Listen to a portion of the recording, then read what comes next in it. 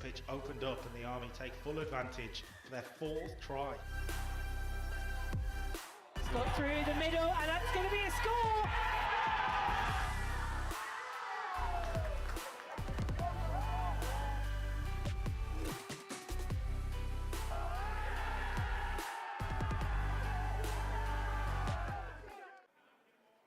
Hello from the DIY Kitchen Stadium, better known of course to everyone who knows rugby league as Bellevue, the home of Wakefield Trinity Rugby League Football Club. But today it's the home of RAF Rugby League, and we're at the business end of the inter-services season with the RAF taking on the Army in both the men's and the women's games. We've got to the men's games later on, of course. That's on a knife edge. So is the women's competition. It's winner takes all. But let's check on the story so far, shall we?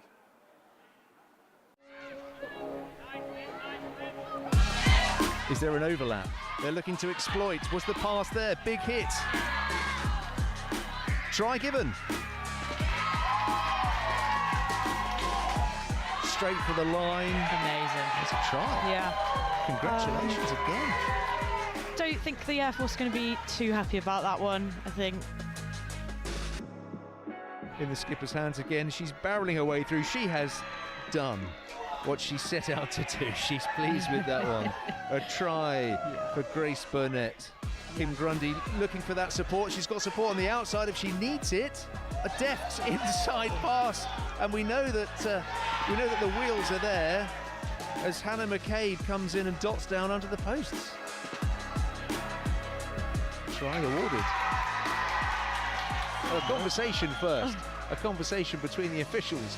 Oh, the ball is deemed to have been knocked on, and that's full time. Well, that's heartbreaking. So congratulations then to the Royal Air Force. But they might get over here, and they have. Army on the scoreboard inside the first 3 minutes here. Bibby now. They picked up a chance on the wing potentially. They will go over for another try. And that's Kasilani Guanavinaka. And that is full time then. And the British Army are underway in 2024 with style too. 52 points on the board. They are going to take some stopping. RAF always a really good, tug in the ruck, but it's really exciting and I can't wait for next week.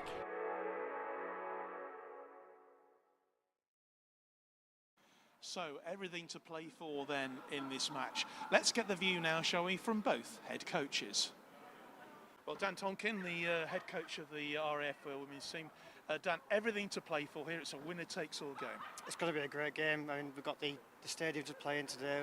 Really looking forward to it. Really looking forward to it. What does it mean to the team? Obviously, it was a really tight battle against the Navy a couple of weeks ago. You've had 2 weeks really to think about the game, think about how you might take on a storming Army team. Yeah, it's been really good. The Navy really did battle us. It was a really good battle, and that's given us the experience now. And we've had a week off, come back in this week, and we know exactly what we need to do against the Army, watching them against the Navy. I think what might have impressed so many people about your performance against the Navy was the comeback, because the Navy were totally dominant, and then just before half-time, you started to play. Yeah, I think it was just a bit of nerves. Give them 28 minutes if it was defending 4, which you can't do in a game of rugby league. Made a few changes, it seemed to work, everything started to click. The girls started to believe in themselves, and that's what the big thing about the game is.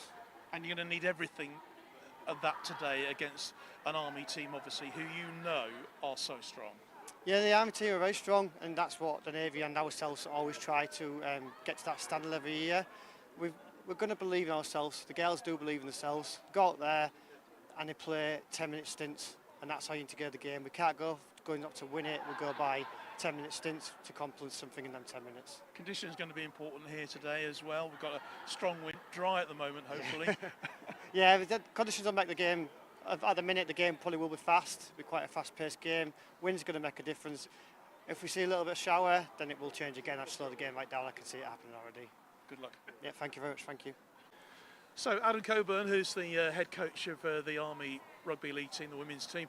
Adam, obviously you would be thrilled with the performance against the Navy last week to score 52 points and not concede at all. You know, but that's what we know with the Army women's team. It must be sometimes quite difficult, you know, because you are so dominant and so strong. No, it is difficult, and there was a lot of really good positives come out of last week. There is some negatives that we've worked on throughout the week, but they were few and far between due to the performance. The girls really dug in last week, did really, really well, and it is a hard one when you're trying to then sit and go, what am I going to fix for this week and keep the girls sort of positive and keep them grounded. But no, it's good. And I suppose, you know, one of the biggest problems you have is actually, do you make any changes? Because why change your winning team unless, of course, you have to because of injury? Yeah, no, absolutely. That is the case. We have only made some changes due to injuries or anything else, but then also we've put some interchanges there to make that massive impact when they come on the field, so that we can tire out the RAF and then bring someone on that's going to run through, hopefully. Your interchange bench looks pretty strong. Oh, absolutely. Yeah, it's very strong today. Yeah, I'm really looking forward to see some of the impacts they make when they go on the field.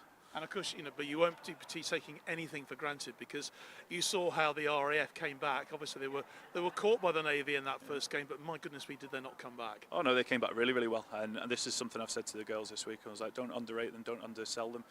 They will pull something out of the bag somewhere and shock you at some point. So make sure you're on your toes at all times, stay tight and stay strong. And this team is, of course, used to winning. You don't want to be letting that slip here at Wakefield today. Absolutely not. No, they know my aim of today. They know what I'm going to be saying when I go in that change room before we kick off. And it's just keep tight and work together. That is it. Go out there and have fun as well. That's the main bit. Good luck. No, thank you very much. Cheers. Well, the time for talking, of course, is over. Let's get on with the action now, shall we? And join our commentary team. I can promise you some right characters in the commentary box, led, of course, by Kyle Dixon.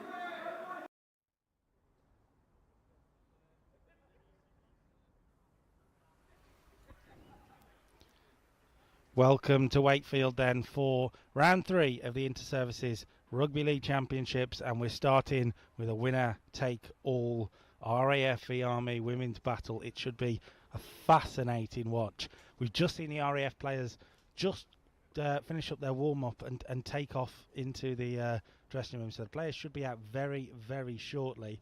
And the Army players, they looked ready to go as well. We'll go through the team news in just a second. Some very interesting team news, actually. A couple of players missing out for both teams. In fact, one of them is already commenting along on YouTube. I can see Akisi Yaravoli, is already commenting saying, let's go Army. So she misses out, but she's watching along. And Kev Brown joins me. Hi. Welcome. Hi. You are going to take over this broadcast now, I'm told. yeah, something like that. So I've been told I get to talk a lot, don't I? But it's rugby league, innit? Inter-Services, what better day? Down at Wakey as well. Home. Exactly. Let's start with the team news then, and we'll start with the host from the RAF. You mentioned it just off camera to me that you were a UCAF coach as well at one point, so you know a lot of these players. Where are the players that are going to try and hurt the Army? Because the RAF have to win this if they're going to be Inter-Services champions. Yeah. Well, it's a tough ask for a minute as well to beat the Army. Yeah, I mean, good, but Grace Burnett stands out straight away. She's captain and leader at RAF, isn't she? She's going to lead from front. She's good. It's some good lines, does Grace. If they don't get her reverse, she'll punch some holes and cause some damage. I'm looking on there. I've just seen Alice, so I know Alice is not playing. No, Alice Fisher, number 19, was on our list as a maybe. She might just sit on the bench just in case, but I don't think she will be playing due to injury. Chelsea Greasley as well, dual-coded. She knows what she's doing on this pitch for sure. Yeah, she'll be all over it. I'm looking down there as well, and I'm seeing Catherine. I think it's Catherine Morris. Oh no, Kate Allen. It's Kate Allen. There, I call her Karen. That's what I know from there. That's why I'm looking. Then I'm getting mixed up with her name. I'm like, hey, Karen. I'm sure she loves that nickname. Oh, she loved it. Well, she stuck with it anyway all the time at UCAF because I couldn't forget it then, could I? Exactly. You mentioned Catherine Robinson, vice captain for the team as well. Leadership in there. Hannah McKay played well in the first game as well. Moving on to the Army then, who put 52 points past the Royal Navy last week and were very, very dominant. But some big changes for them this week. Emily White makes it to the bench after her injury last week. She does make it to the bench, but missing out, what we're told will be missing out anyway, number 13, Elise Townsend, the new Army captain. She's on the bench in theory, but the idea is she will not be playing. What I'm told, she was actually taken into A&E on Monday with an injury, but told she shouldn't be playing. So Elise Townsend will be missing out.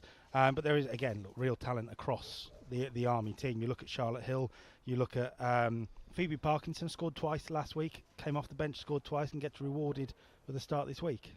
So it's good. So a really strong team for the Army. Yeah, I mean, it's strong across board. And to start off with that, you just mentioned about Elise being captain this year and missing out. I feel for her. It's absolutely horrendous missing any game. But then to be your captain in your first inter services, where potentially they could win inter service and pick a trophy up sat on bench. So I feel for her anyway. But yeah, we're strong across board, Army. One that stands out for me, she always stands out, does comms. Comatai. She's in centre there. She's so strong. Unstoppable when she gets that ball, to be fair. She hits a hole. But yeah, we go from there. But strength across them all the way down, to be honest. It shows how strong the Army is that Kira Fitzpatrick sits on the bench today, considering she is the usual kicker, and she's someone who will get you points on the board for the Army, and she's done it for years now. Yeah, well, getting points on board is always good, isn't it? Being goal kicker or place kicker and that. But throughout time at training, yeah, I'll hold it a bit closer to me, Gobbin. I'm getting used to it. I don't want to be that mumbling and shouting down it, because when I'm on a phone at home and I'm speaking, I start shouting down the phone like the next to me and that. But anyway, we've got that sorted. Yeah, so Kira's on bench. It's strength. That says a lot for Army, doesn't it? It's strength across the board that she can be put on bench, but you've got to compete when you turn up for these 2-week camps at inter services. Everybody's there for a shirt, so you turn up, and if you pick the best team that you can possibly pick from that week's training who's on performance, then you're in for a good night. So. Well, we've seen over the last few years the Army had this development side as well, which unfortunately this year couldn't put any fixtures together. We couldn't really have a squad in the development squad. But we've seen some of the players, as I say, mentioned Phoebe Parkinson, Zella Yule as well, has come from that development team and impressed 2 tries last week. It's Army Rugby League working how it's supposed to work in a way. Yeah, that way, we're a great concept, especially because women's game's growing massively. So trying to get more women involved when you're putting development sides, because we've got this strong 13 and the Army were good, they were winning everything. So you imagine you're one of them girls that just wants to play rugby and get involved in it, and then turning up to that and being sat on the sideline, it becomes disheartening. So great concept that they set up a development side to filter them through. And like you say, yeah, you've got Zila that's come through there, same as Rach Little Boy as well. She's come through that development set up, and then now they're in first team, they're getting their inter services and they're getting caps and they're performing as well. So something must be working in the background. Absolutely. I think there's been a slight delay because we were expecting players out on the pitch around 7 minutes ago. They're still not here, so we will fill. Jess Kate says, come on the RAF on YouTube. So speaking of the RAF, for the first time in a few years, really, it feels like they have a real opportunity here. I know the Army is a tough test, I understand that. But the players have got to think for the RAF, this is an opportunity to end 14 years of Army dominance. A win today means they're inter-services champions. Anything can happen on the pitch, right? Yeah, inter-services is a different ballgame. I mean, I've played at all levels in all places. You turn up on an inter-services pitch and literally any team can win at any point because it's that competitive. So good luck. I hope they do. I hope they come out and put a performance on, and I hope they do give it a good game and a good go at it. And like you say, every 80 minutes of rugby league, anything can happen. Absolutely. Kick harder, hit harder. You're going to win, aren't you? Jess Kate says, go number 8. I'm assuming that's talking about Emma Norton, the RAF number 8. And you see the Army are starting to make their way out onto the field. What sort of games do you think we'll get today? Physical? I hope so. I hope there's some strong hitting and some good tackling, some good D. But the Army, I mean, they told us their game plan for the Navy last week, and they did it perfectly. Get the ball wide, move the ball quick. Going to see the same again, I assume, today. Yeah, well, depends on what I've put in camp, doesn't it? It's different opposition, different times, and inter-services. I know in men's game when I've played, you'll play against Navy and you're in for an absolute battering, and you can play against RAF and they'll throw a ball wide, so it's 2 totally different games. So yeah, hopefully they've prepared well, hopefully they'll come out fighting. It's a big pitch as well, so hopefully they can throw a ball about. But yeah, first and foremost, you just get forward, get over that defence, set a platform, and then go from there. But game takes its shape as well, doesn't it? Like with momentum swings and points running off, and who wants it at a certain point in the game. So it's there for taking. Both games, 80 minutes rugby league, isn't it? Well, you've just seen the Army come from the side of the pitch there, back inside, and now the official team coming out. Slight delay, I'm afraid, but here they come. Both the RAF and the British Army then. So, will the Army make it 15 consecutive tournaments that they will be inter-services champions? Or will the RAF cause a stir and make a real big impact and cause history to happen with a first RAF inter-services championship, at least in a very long time, let's say. So we've got really epic battle, we hope, on the pitch. Lucy Hewitt says big shout out to Brownie. Yes, Luce. Best Army rugby coach, apparently. I'm happy with that, Lucy. Someone else says, proud dad watching in Thailand. Come on, Army. So wherever you're watching, please do let us know. That's hopefully not my dad. My dad's not. I don't think my dad's in Thailand. Snuck off. If he is, why ain't he took me? Just going to wait for the national anthem.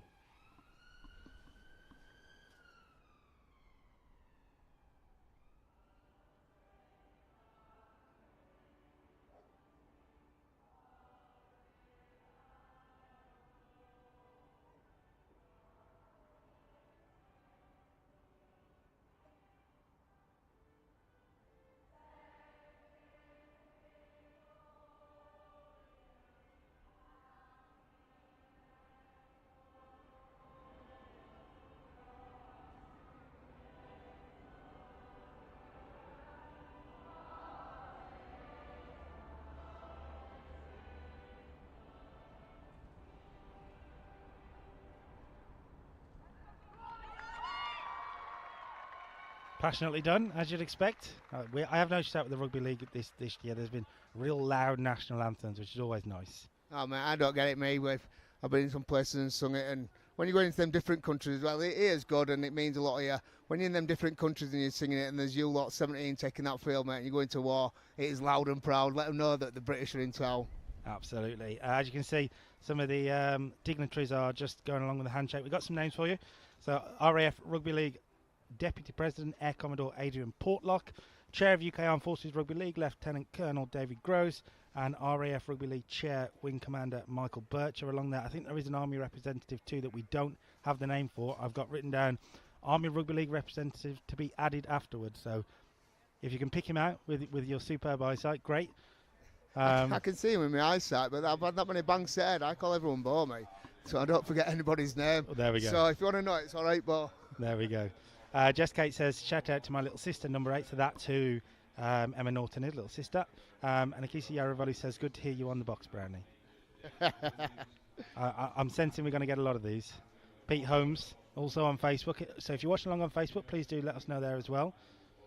Spud gets where I can't quite see the end Spud of gets where what I don't get, that's what Holmes will be saying. There we go. You're not wrong either, Pete, are you? But that ain't Spud. Oh, it is Spud, actually. It is Spud. And then I don't know the next one behind him. I don't know. I can't remember his name. Well, there we go. Happy days. I'll get a roasting for that one. I should know. I've been there many years. But I'll blame it on Banksethead and this stupid game we've got. Elise Townsend leads them along the line then, not in our Army kit, as you can see. Severe disappointment for her, as we've spoken about. But she'll be a leader off the pitch. She'll be a leader in that dressing room at half-time. And if the RAF do manage to sort of lay a hand on the Army in this first half, you'd imagine she'll be a big voice in that half-time dressing room as well. She's stood in now for Emily White, who stepped down from that role. Now Elise Townsend is captain. What sort of things does she bring to the team? Yeah, well, to be fair, to me, the asked last year, we were going over because I spoke with Emily quite a bit and with Adam, and we were going through who is next. And Elise, sorry, I'm stumbling my words. Elise definitely were automatic choice for me. She knows what players want around her. She knows what she brings on field, and she leads from front. And she's got such a good heart, and she looks after everyone about. She's everything you need in a, I'd say, in a women's captain, but in a captain in general. You know what I mean? She's very good with it, and she'll be wounded today. Such line, I feel for her massively. Nanise Masamoa is watching along on YouTube, giving you a shout out and saying good luck girls watching from North Devon. Some more shout outs for you along the way. You mentioned about Komatai, big physical presence. Same for Sky Jackson as well, by the way. She was brilliant last week for the Army, and she's an unstoppable force. I think I called her a juggernaut at one point, and it just seems about right when you watch her play. Yeah, Sky's good. You get around Sky and tell her what you want, and you get exactly. She gives you what you ask. So today we'll see if that's true today. I told her 10 yards either side at post, Sky. It's a big pitch, love. Look after yourself and stay on there. It is a big pitch. It is a big pitch, that's for sure. And we're about to get underway then with Charlotte Hill with the boot. Go on, Charlotte. Let's go, Army. And the Army get us underway then in the deciding inter-services match here at Wakefield. Good pick up. And the RAF will have the first piece of possession. Well, that's it. They've got the first win though, their Army, haven't they? They've got 6 seconds on that 4 and a good line speed, so great start to start. We keep on at ball though, RAF, and we're good. Almost a stumble really with the first piece of possession. Not any nerves from the RAF, I suppose, in this big occasion. First 10-15 minutes we get, if any game is massive. That's killer, that, isn't it, from Army? Absolutely killer. First 3 tackles good, in that 25. Next thing you know, you're giving a penalty away and giving them easy yards out of there. That's absolute killer. But yeah, it's hard, that first 10 minutes. First 10 minutes of a game, it's intense, everybody wants it. You've got to settle into the game, complete your sets. We always say 1 set at a time, but make sure you complete your first 5. But every set at a time, whether it's defence or attack. Well, I think I'm just going to mention that the fact that the Army numbers are slightly wrong from our list again. I'm afraid we were assured they'd be correct, but I think some of the players have had a little bit of a swap. But most of them, I think, are correct, and we should be able to pick them up. But I can see that number 18, we've got number 18 on our list here. Definitely not number 18 on our list here. 18 on the pitch, but. Funny thing about that is I know what these girls are like when they're changing the shirt, swapping and changing. So before I've come up to you, I know you've already had a list. I've told Elise to make sure you've got me a list of what girls have got right numbers on. There you go. So let's have a look. Brownie might have the right list. So yeah, Combs has got number 18 on. There we go. Not number 3 as originally Not number 3 mentioned. as it says. So we've got it on here.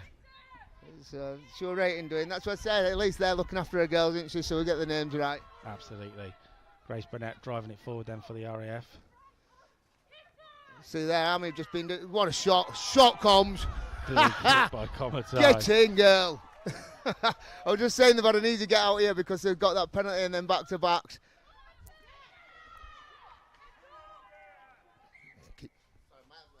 Miles away. Yeah, unlucky there. We're good, we're in. Army's got ball. What's going here? Yeah, so it's come down here and Army's ball then. The forces area with RAF coming out. Like I said, Army's been defending all the way through so far. So let's see what they've got with ball to offer here. They've got a good field position, good starting. To be honest, when you're on training park, this is where you start your plays from or start your training sets. So you're getting to good ball and finish with a good set. So I'm looking for Army here to get a double deal, really. Thanks for covering for me there, Brownie. Appreciate it. We're bringing in from the RAF. David, you join us. Yeah, good to be here. Where you been? Well, I didn't know I was supposed to be doing this one, to be honest. No, it's all right. Welcome. So you can speak to us from an RAF point of view.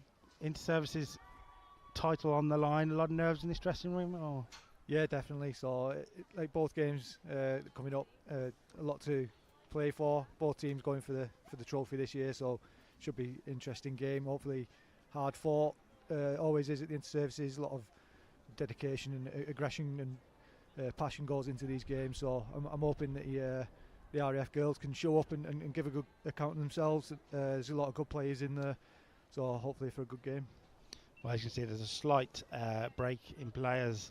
The RAF players gets a bit of treatment. So David Fenney's joined us. I should introduce your name, I suppose. Yeah, thank you. And joins us with Kev Brown as well. So we have a full Army v RAF commentary team. So should I stand in the middle, or you guys? I think we'll be all right, won't we? Yeah, all good. It's all right. It's that gentleman's game, isn't it, man? You step over that white line, though, it's a totally different story. Yeah, we're a long way from the white line up here. At the same time, I used to tell my brother that. I'm like, mate, you can be my brother and I'll look after you till death. Come on, mate. You pick a different shirt and get ready for 80 minutes, pal. We're off the war. Oh, it's always worse when you're playing against someone you know as well. Oh, I love it, man. They all try chasing me and I'm just a little... I'm not going to say what it is, Yeah, but yeah. I try keep not it to PG, swear. everyone. or two fairs were called last week, yeah. Right, so they get back underway now. I saw the RAF having a bit of a powwow in the middle there during that break. Take every moment they can to get things together. Charlotte Hill driving it forward for the Army. Chopped down by 2 RAF defenders. Bibby spreads it wide. Here comes Sky Jackson, Juggernaut. Yeah, nice and solid ball from Ellie Rains there, taking it ball to line. Good. Big Uno with ball, she's good. She's strong and powerful there. When she gets good tackle going. by Grace. But yeah, good tackle, Grace. Bakasevi dropped down. Now Jackson again. Got numbers, Army there, got numbers. Not quite the line speed they were looking for, but say loose pass. These early moments ever so crucial in a game like this. The RAF will be desperate to keep them out, but it's hard to stop a run like that. The tackle completed there? Yeah, I was just going to say exactly the same as you, to be fair. Tackle completed, ball carrying arm down, balls away. Good defence there from RAF, though, kept them out. They needed to keep them out that first set, didn't they? Yeah, they needed a strong start in that defensive set. It's usually the Army comes strong every time, so good to see the girls keep them out this time. It's safe for both teams, little wins in it. You get them little wins, and that there is a little win for the RAF. That'll put boost up on what they've defended Army there. Got a ball, let's see what sort of set they come out with. Growing into the game, taking every bit of confidence, going to be important for both sets of teams. Daniel and Emily Grimsley are watching along on YouTube from Australia. They might be the furthest away. I'm sure it's warmer over there. Definitely warmer. 100%, I guarantee you it's warmer there. We're in our broadcast stand here at Wakefield, which is new this year. And we've already been rocking a few times, so hopefully the rugby continues that feel. Strong defence by the Army in this first couple of tackles. Oh, penalty. Same again, that's back to back in this 20. So when we play a game, we like to put that ball in that bottom corner and you're shouting 2 in 20, 3 in 20. So it's crucial there, isn't it? When you're making them, you're doing 3 tackles in that 20 and you get them out of jail with a simple penalty. It's just lack of discipline. Oh, don't force it. It was Burnett with the offload. Same again, discipline, innit? Complete your sets, then first 5, get through the sets, good kick, good chase, go defend. First tackle after a penalty, you've got to make them yards count, get them tackles completed and build up the field. RAF finding their way further up now, just nice penned in a little. That was Kim Grundy making a little dart. So it's good line speed there from Army. I mean, last year we went through, they didn't have a point scored past them into services at all last year against both teams. And they did that with Navy as well. So we built on like defence wins games. If you can defend and defend and defend and we're willing to work for each other, unlucky there. Yeah, I think the RAF are just trying to push it a little bit too much. Need to go back to basics, get these first 20 minutes under the belt, get some ball in hand, get up the field and put the Army under pressure. Giving the ball away is a bit criminal. Yeah, now you've got to defend up here, haven't you? I mean, you mentioned about the Army sort of having those shutouts. We know the RAF can score tries. We saw that against the Royal Navy. They were great in attack, a really exciting game between the two teams. So the RAF have players that can hurt the Army, that's for sure. Yeah, definitely. There's a few girls in there that have made the step up and playing sort of professional rugby league teams. So hopefully we can lead on them as leaders and get some points on the board.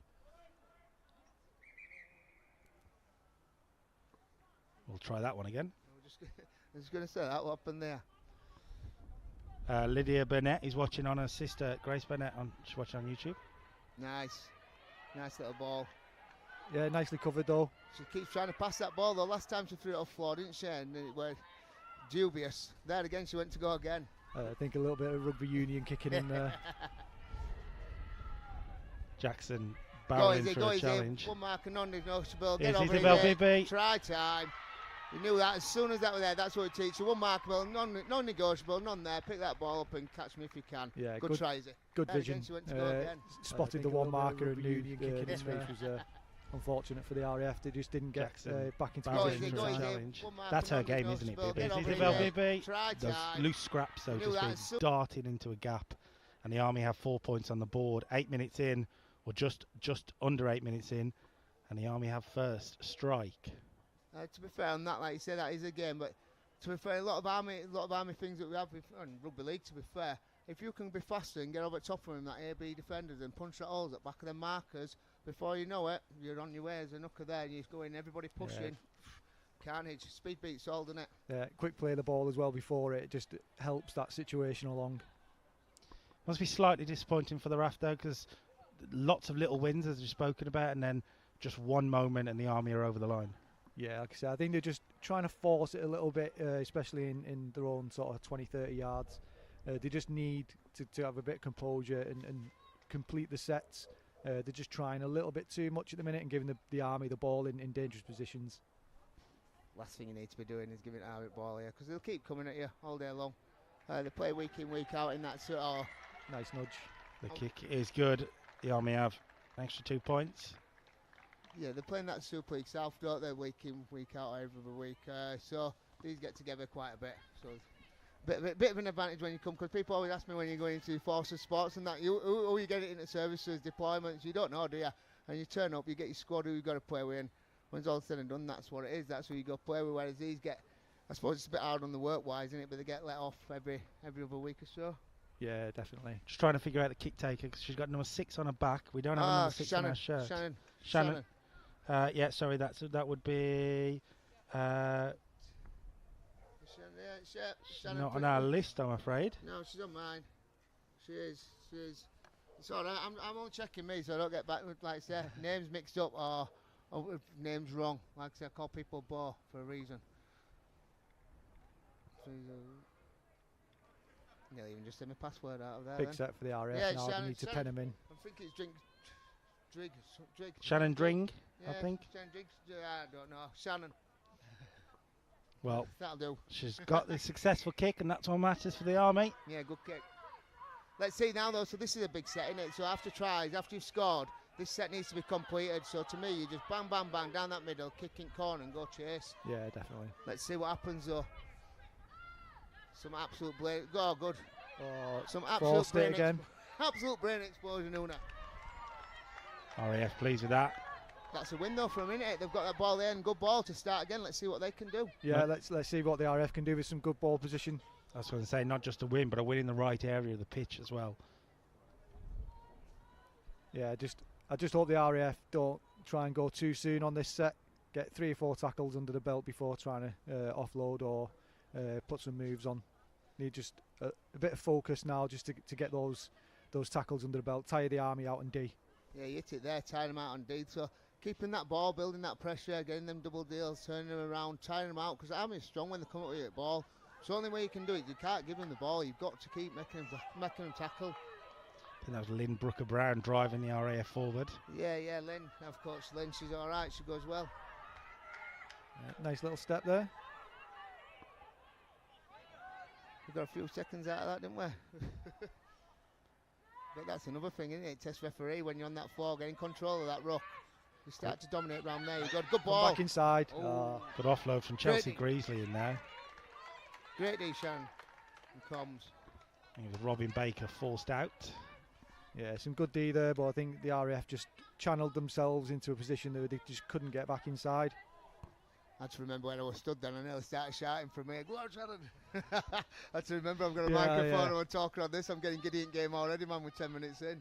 Joe Burnett is watching on YouTube as well, wishing the RAF luck. And of course, special shout out for Grace Burnett as well. Sylvia Rice watching on Facebook too. A lot of Army support on Facebook. And the Army come away with the ball now. Good strong run, loose carry, the rip ball. So again, that's one of them dubious ones, isn't it? Yeah, there was an arm in there, but ball security's totally got to be there as well.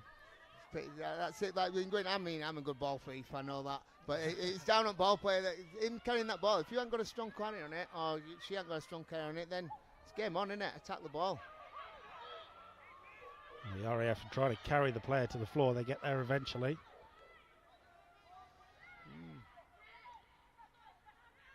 I hope the Army got the ball back though from that. Straight through a gap. Go Charlotte, finish it. Step her, finish it. Yes, nice Charlotte. Unfortunate slip from Chelsea Greasley, and Charlotte Hill goes over.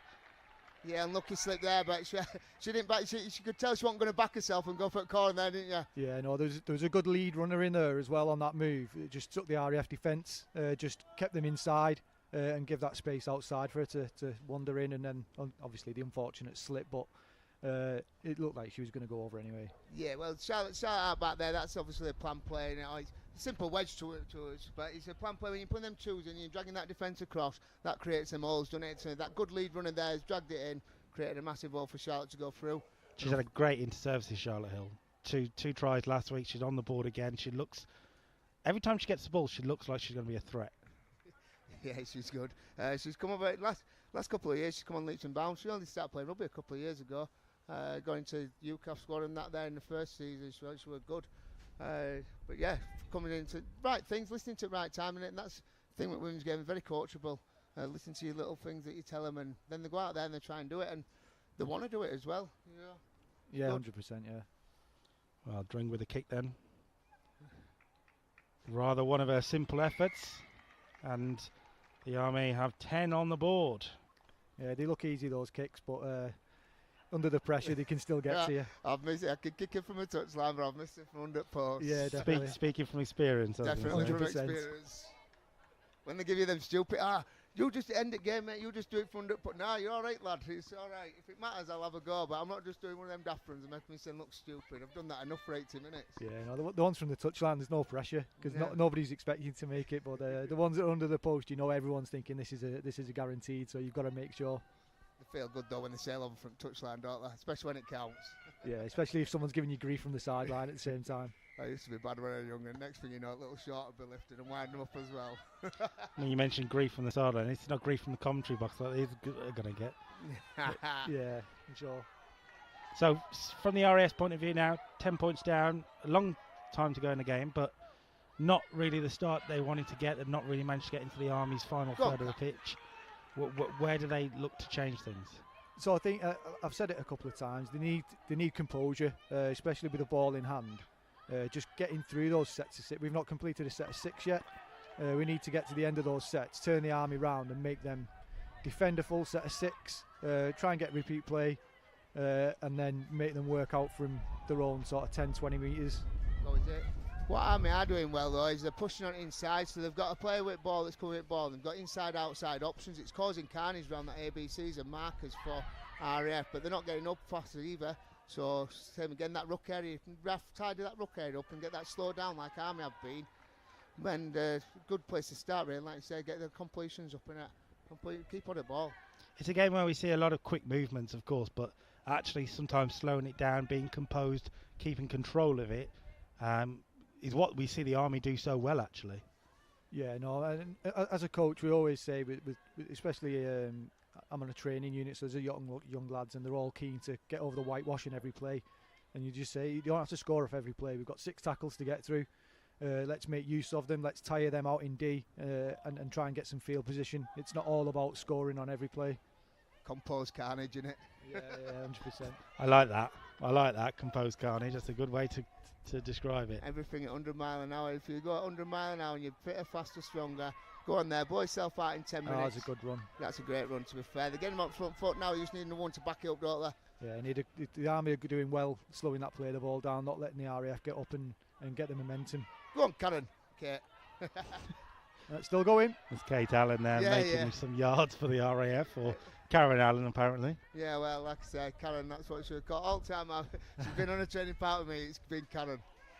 So I'm not going to, she won't live that down. 3 good runs on the bounce there from the RAF. Much better from the RAF. Just what they needed, didn't it? But they needed get a fast play ball there. You catch your arm at back foot again. Slow play the ball again. So great work from Izzy there, didn't it? How she's realised third tackle there, get that slow down 4 or 5 seconds, and then look where we are now. We're walking back and getting composed last tackle. Yeah. Completed set of 6, which is good, but only made it to the halfway line. Yeah, happy they've completed. Get a kick. Need to get them comms up. Let the players know it's 5th and last. So should be the wingers screaming. Yeah, so there you've come there, and as we were just mentioning about Karen Kate having ball, she's at half there.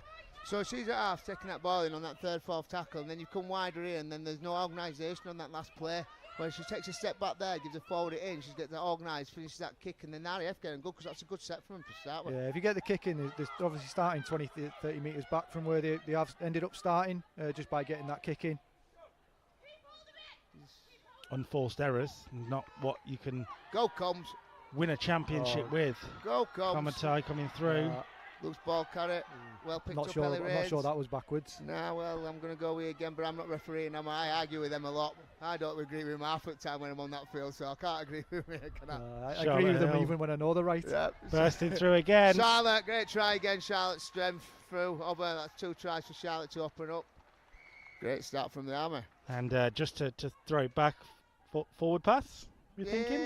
Well, no, it looked a little bit like a knock-on to me, but obviously I'm going to be biased towards the RAF. I'm watching that referee pointing at floor me and saying TRY, so if that's a TRY for mine, I'll take it, because I've been on that other end where things don't go your way and don't go your way, and there's no what you can do about it. You argue with referees, you start carrying on with next thing you know, you penalise. So me, that's a try for that. Well, it's about reacting, isn't it? Obviously, the referee decided, right, we're carrying on, and the Army reacted better than the RAF, quicker to that situation. And Charlotte Hill, we know she's quick to a situation. 2 on the board now. Yeah, and it's all coming at that ruck speed. The Army are getting up really quick playing the ball, and the RAF just can't get organised in time. and it's giving a lot of options to the Army to run into the space, and obviously they're making the most of that at the minute with 3 tries on the board. 3 tries and 2 conversions. Can Shannon Dring make it 3 from 3?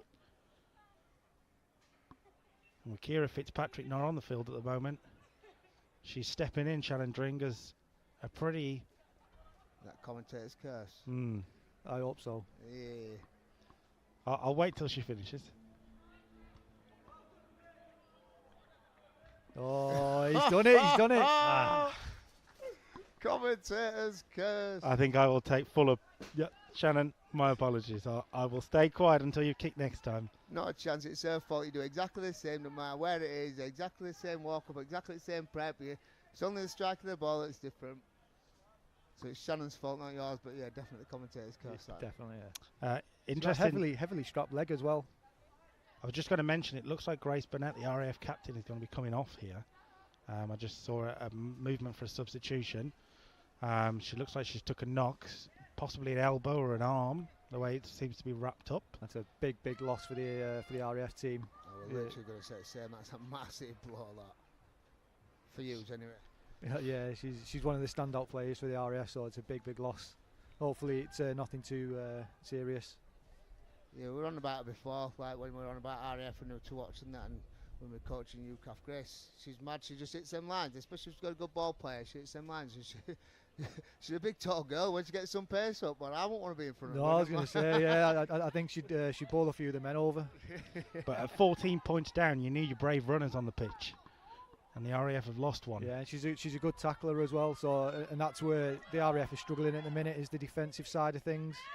But it's in the services, there's 16 other people in there, you step up because it's time now, you can't come back tomorrow to do this, can you? So whether you're playing with 12, 10, 11, 13, winning's winning. And so yeah. Rains with the offload. Now Phoebe Partington, who's... too many offloads, need to wrap that ball up. Oh, let's go. Sandy Lewis. Go on, Sandy. Go on, Sandy. That's a good tackle. Brilliant challenge, actually. Needed to be, didn't it? Needed to be. All credit to the vice captain. Hey, up, here we go. Of the RAF, Catherine Robinson. A little bit of afters too. She didn't like that. Catherine Robinson, who now steps into captain role on the field as well. I think he's just signalled to play the ball for the RAF. What? Last tackle? I don't think it was last tackle. I'm not sure if... Well, the RAF have possession now, so they'll take it. He's just making up for that knock on before. Yeah, that's what it's signal for, but that's what they do, don't they? Make up for it. If they make an error, they just make up for it later on, and then you're thinking, what's going on here? John Douglas is watching on Facebook from Musselburgh. So please do let us know where you're watching, Facebook or YouTube. Let us know where in the world you're watching, not necessarily I'm watching on Facebook, because I'm afraid we can't see that. What's going on here? Another injury. I think that... Yes, yeah, I can see... Caris McNevin. Yeah, Caris McNevin's just getting some treatment.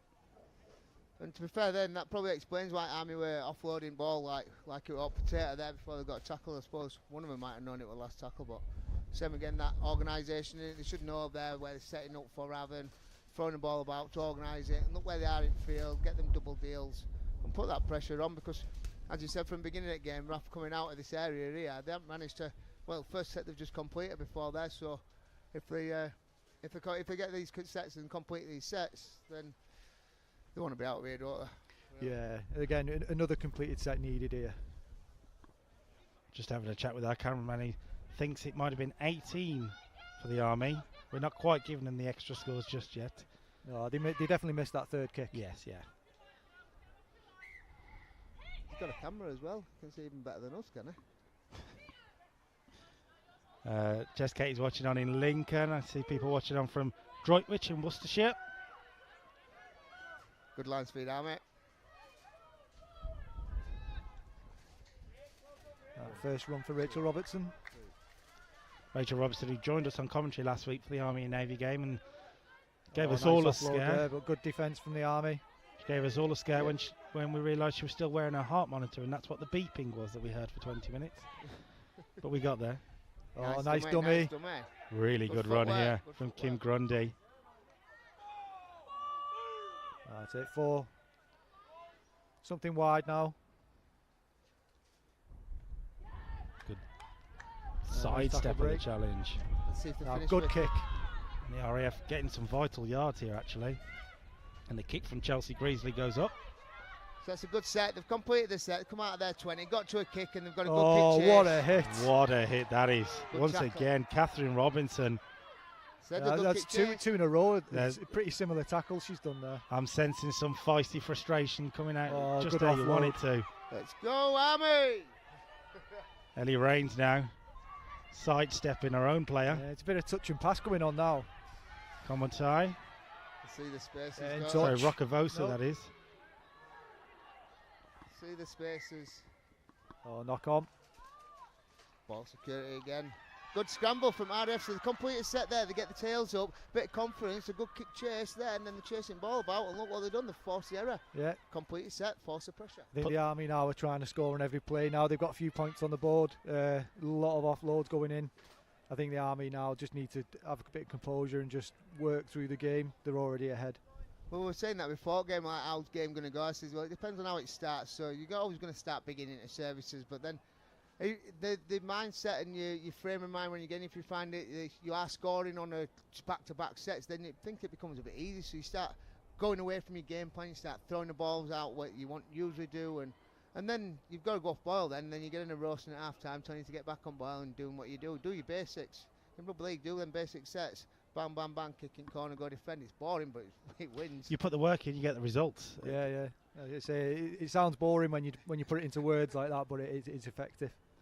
We've got people watching from Thailand and the Falklands. So, yeah, do let us know where you're watching. But also, I want to know who you're supporting too, whether it's Army or RAF. You might be someone from the Royal Navy watching on and trying to, I don't know, hope for a draw, I guess. I don't even think a draw's good enough, is it?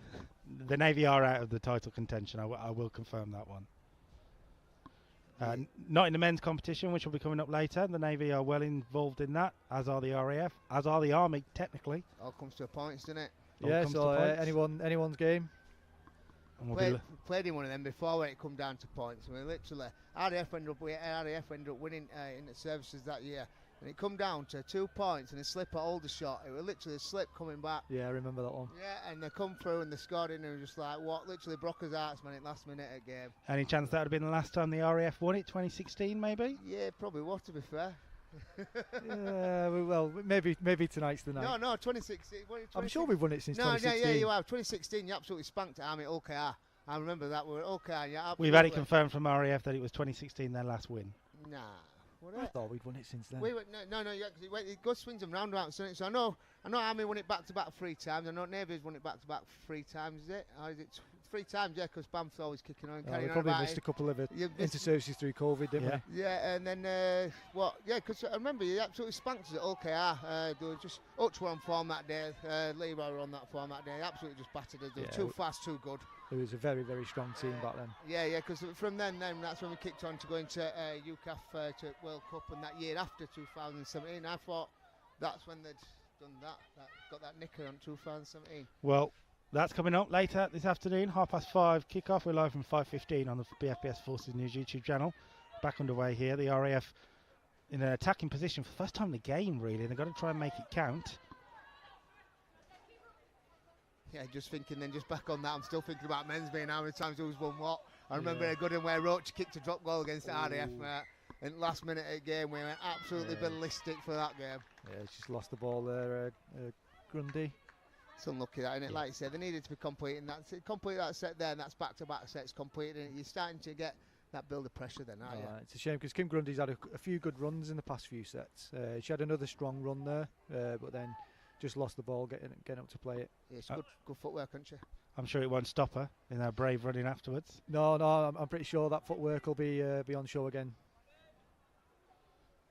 So 28 minutes in, and the Army are in control here. Oh, Grace Burnett comes back on. She shook off that injury and said, absolutely not, I'm getting back on this field. Yeah, I think she'd limp on if she could. Yeah, I know that effect as well. Generally, nothing matters in the 80 minutes apart from winning. Don't matter, mate. I can go to hospital after, can't you? Yeah, I've done that a few times. Pain's temporary, innit? Prize forever. Well, the Army coming forward with Partington. Go on, Fees. Back yourself, Fees. She's got some pace. Back yourself. Oh, what a good tackle. Great cover Brilliant tackle. again from Is that Catherine Robinson. She's She's been immense in defence so far. Comms is over, try time comms. Well, as much as that great tackle from Catherine Robinson, sometimes you can't stop the inevitable, and that's what Komatai feels like. I'd been walking for 10 minutes at that point, mate. I'd have been holding them down until the team were back. It's spirited defence, but again, let them up too quick and then just not setting defence to cope with that strong run. Good push from Army though, saying that. So like you say, she's broke through, and then as soon as she's up to play ball, they're not waiting for him. So girls are pushing with them as well. Well, the Army do have their 18 points on the board now, and it could be made 20 with a kick. And I'm going to stay quiet. I'm not going to say anything more. I'm tempted. Is it 20 now, is it? We've got 18, but with a kick it will be 20. No, we've got 2 tries, 2 kicks, then a try and no kick. Well, our team will be working on the score sheet. 22 after this kick. Should be 22 after this kick. Yeah. Well, yeah. They'll be working on that score. I've got every confidence that she's going to make this one. I'll try the commentator's curse, see if it works. Don't mind, we'll just keep scoring. 4 points are better than 2 anyway, aren't they? That's it.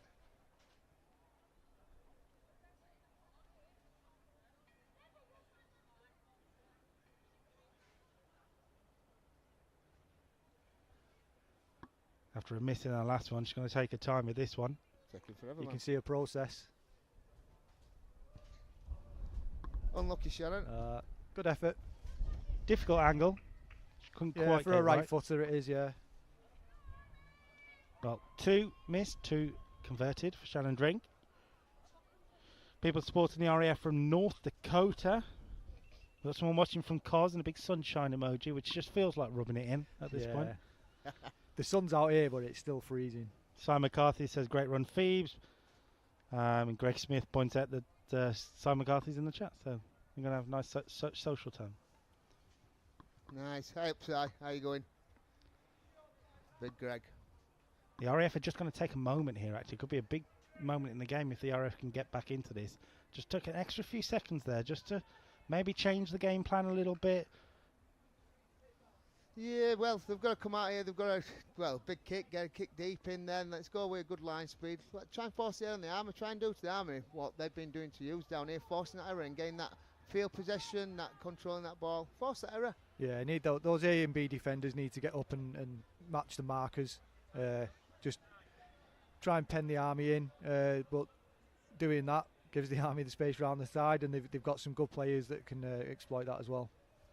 You need a bit of X factor here, don't you? You need someone flying out and putting an absolute boom on, don't you? We've riled everybody up and then sets that platform for you to go again. Well, I might suggest Catherine Robinson might try something like that again in a second. I hope so. It's really important, actually, for the RAF at this point now to probably get the next score. Nicey, nicey! But Zella Yule might have other things to say about it. Great show and go. Yeah, it's a little bit too easy from the RF's point of view. Sky Jackson just pushing off 1, pushing off 2. Fight to get up. It's that fight and that 4. She's kicking there to get up. Good setback though, RAF. They've got a good line there. Options on the left, just behind the runner. Poor ball. Yeah, no, like you said, just that little extra second holding down in that tackle then, it just limited the Army's options, forced them out wide, and then they've made the error. Then 1% efforts, man, they win games, and that's literally what that was. 1% effort, which give that extra person on that blind, which then made her have to think, or Ellie have to think, should I say, about the pass that she made there. Yeah. That 1% effort goes a long way. They get unnoticed through the game, don't they? And there's so many people that's good at them 1%ers, but they're needed in the game. Yeah, definitely. Yeah, it's one thing I try and put into coaching is just sort of like making sure that you make the most of that time that you've got in the tackle, because there's nothing worse than defending when you're on the back foot. Yeah, and even say again when you're on the floor there, you're looking at referee and you're counting out, and it gets them when you're on the floor and you're counting to 7 seconds, and he's thinking, get off me, get off me. And they're saying, yeah, you're all right, you just carry on, and winds them up, and then that frustration comes in that ruck, doesn't it? Well, it's something that in last week's game, the Royal Navy probably didn't do as much as they'd like, and I know Rachel Robertson was speaking about that on the commentary, so I'm assuming that the RAF have got that in their mind as well to try and stay down on every challenge that they can. Yeah, no, it was Rachel Robertson who held down on that tackle as well, and she just took a good ball in then with a quick play of the ball, but looked like she might have hurt her hand. Yeah, you could see though Ellie not very happy with herself there. She's put about for 2 decent tackles there, and it was actually Ellie that's made that tackle you're on about there. It's full out of line. RAF looking to complete another set. That's good. That's a good kick. Oh, good take. Oh, and a slip. Same again here now. Army just bam, bam, bam, middle, kicking corner, making feet coming out. Knock on. Forcing a mistake, the RAF, but much better pressure. Yeah, he was very scrappy in that sort of tackle and trying to get up from it, and I think she just got a bit frustrated with how long the RAF were being allowed to hold her down. Ended up losing the ball. Criminal though that, yeah. We've just completed a set. Ball's gone up in air. Charlotte's return ball there. A little bit messing about, and that's good from RAF though, that you get involved in that thing. You're causing niggles, because they have caused that I was talking about. Charlotte will be fuming with herself now. Yeah. Hopefully she does something right to put it back right. No, and she knows I'm talking here as well, so I'm going to give her it. And I'm sure that I won't use the word that we usually use, but you need someone who's got a bit of niggle on your team, don't you? Yeah, you need someone who's going to get into the other team's head and try and make them force those errors. It's that Tuesday person, isn't it? It is, yeah.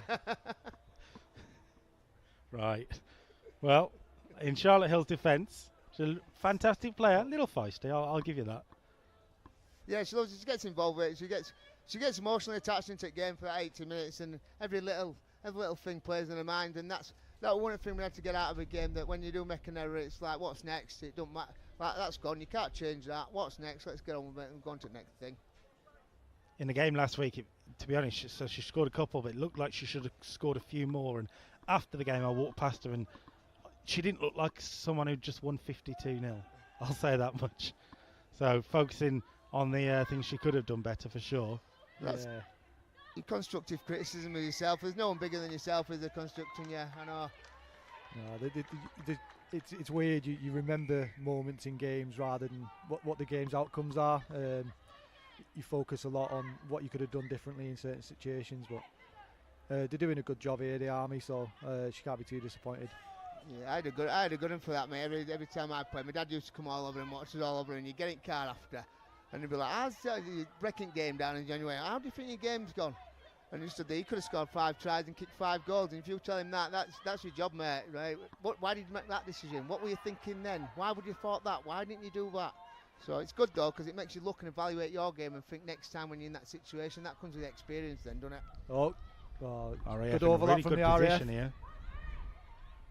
Just that loose pass, just delayed it a couple of seconds, giving the Army the time to get back and defend. They don't want to panic here now. It's first time they've been in Army's 20, so minimum they need to come. Commentator's curse. Nah, I'm all right with this, so it's my 20, innit? But that's literally what he's saying though. There, you need to build that pressure, don't you? You've dropped ball in that 20 there when you could have built that, and minimum you come away with is a double deal. Minimum, so you build that pressure and let Army know that you are still here, that you are coming. You might be 22 points down, but it's a game of 2 halves, isn't it? Yeah, and it would have almost been back-to-back sets after the knock-on first tackle from the Army. Just to clarify, we're going to say 20 points down. She did miss the kick, just to clarify. Yeah, I make it 20-0 in my head anyway. 20. Don't panic our people in the office anymore. 4 tries, I know that. I think somebody threw a boot over the wall. I missed that. Must have been one of the Army girls picked it up and threw it, I reckon. Yeah, 100%. No, man. I see a boot as I'm walking past. I'm like, you might as well fetch that from 10 for home, mate. Yeah, that's gone. Well, them little wins again, innit? It's that little niggler on the team again, innit? Especially to halfback. Look, it's halfback in now. And halfbacks are usually known for that. They've been prim and proper and pretty and looking, walking around in dinner suits and that, aren't they? And then halfbacks there, something's not right. That's in their head, and next 5 minutes, I think, oh, my boot's not right. Oh, this is not in the game. Sound. Yeah, but I think halfbacks are always the ones that are have got a little bit of a chip on the shoulder as well. I won one for years. No. Walking around, thing is though, we've got about 3 foot to make up as well, haven't we? Go, Combs. Oh, strong run again. Just what you need for the Army in that position. Yeah, the defence from Catherine Robinson's been really good throughout. And what I'm going to say though as well there, like they've made that error of RAF. What would be absolutely like double criminal if Army come full length here and score. That'd be really deflating. Is probably the word. Yeah. Deflating, because you've got 2 you've got 2 completed sets. You've got up in here. You've got a first ball in 20. You've made that error, and then they've gone full length. You're thinking, what were you going to do today? Even third tackle getting to here is a win for the Army. Well, the RAF are trying to hold them bait as it stands, but Gonavinaka is flying forward. Yeah, when she gets going, Cass can move. And now Hill looking for the offload. No one there, really. Come inside. Oh! That's a really high challenge. Been waiting for that one. Jade Tonks, I think, who's just walking away from the referee at the moment. I have a feeling he might come back for a word for that. She was ducking into it. Well, we need all the help we can get. Come on. Yeah. The two officials, Dan Walker, Guy Pallett, and Alex Kenny, the three official teams, should say. But she seems to have walked away without any reprimand there, which I'm sure she'll be pleased with. What the? She's tapped it and then give it, hasn't she? What? She tapped it and then give her it and then kicked it out, or? A bit of confusion, I think, of how we were restarting. Yeah. And it will be an Army ball. That is criminal. Now, is that a team mistake or is that a communication from the official? Who knows? Well, to be fair there, why are you tapping Why are it? you tapping it before you're passing it? Yeah, passing it and then she's booted it straight out. You tell the ref we're going for touch. But it could be the same again, that could be lack of knowledge of rules or what's going on, like. But in inter-services it matters, doesn't it? Then Every little thing impact. matters. Well, Rains brings it forward for the Army, who are looking to punish them. That's Catherine Robinson again coming in for that big tackle. I think she's been the standout for me from the RAF so far. Absolutely. Well, but and again, listening to you and watching her, if Catherine hadn't been on field running around doing a tackling, then yeah, to be fair, yeah, could have been a different story so far, couldn't it? Who we got down here? I think it might be Phoebe Parkinson. Just took a knock, I think, to the head actually. So hopefully she'll be okay. But all the tests will be done, I'm sure. Yeah. The Army suffered a few injuries last week, actually, the Army. As you say, we saw lots of changes to the team that beat the Navy. Their captain, not able to play. Their old captain, not able to start. It gives others a chance to step up and be in that leadership role, though, doesn't it? Looks like a lower leg rather It than the does, head. yeah. So. Whoa, I've just touched that and just got a bell. It's literally just got static bell off that by touching. There we go, electrifying rugby in Wakefield. Yeah, getting static shocks here off microphone when I'm touching scaffolding. As Phoebe Parkinson takes a moment and just a breather for the RAF, another chance for them to get together as a team and a chance for the coaches to get some instructions on board. There has been real positive signs from the RAF. I know the scoreboard doesn't really show it in this first half, but actually they've shown signs. They just haven't been able to get into those real key positions. Yeah, no, I think the last 10 minutes has been an improvement on the rest of the game. Obviously, we've had a little bit more field possession, just not making the right decisions when we get down into those areas. And a change for the Army then. I think Phoebe Partington will come off. And it looks like Emily White coming on. Very pleased to be coming on. Yeah, she'll be well happy with Emily. She loved it. She's been around, she's been a character and a battler for many years. And it's good for Army this that she'll come on because she knows how to settle ship and she knows how to, like we were saying, she'll front ball about not completing the sets. She's a good leader, isn't she? She'll guide them around. You need good leaders on the pitch that are going to steer the game. We hope Phoebe will be possibly able to continue in the second half, although it doesn't quite look like it the way she's been carried off. You'll see Emily White's got a big strap in on her right knee. That was the injury she seemed to suffer last week, but she's able to play here, and the Army are playing quick ball. Yeah, we're a dead leg, I think she got last week, but they can be horrendous, can't they, at time? Yeah. Run it off for a week, get that physio in. Mark's good at physio, and his team that he has in, so they're well looked after. So credit to him now, they've turned him around. That's a good goal line D from the RAF there. Real important defensive work from the Air Force. Good BB though will knew she drive. was going to go then. I wouldn't want to say out because I'd have done exactly the same as well. That gap was massive outside that rock. Yeah, you could just see it. I used to walk there laughing to myself as you're walking up, knowing full well that that's what you're doing.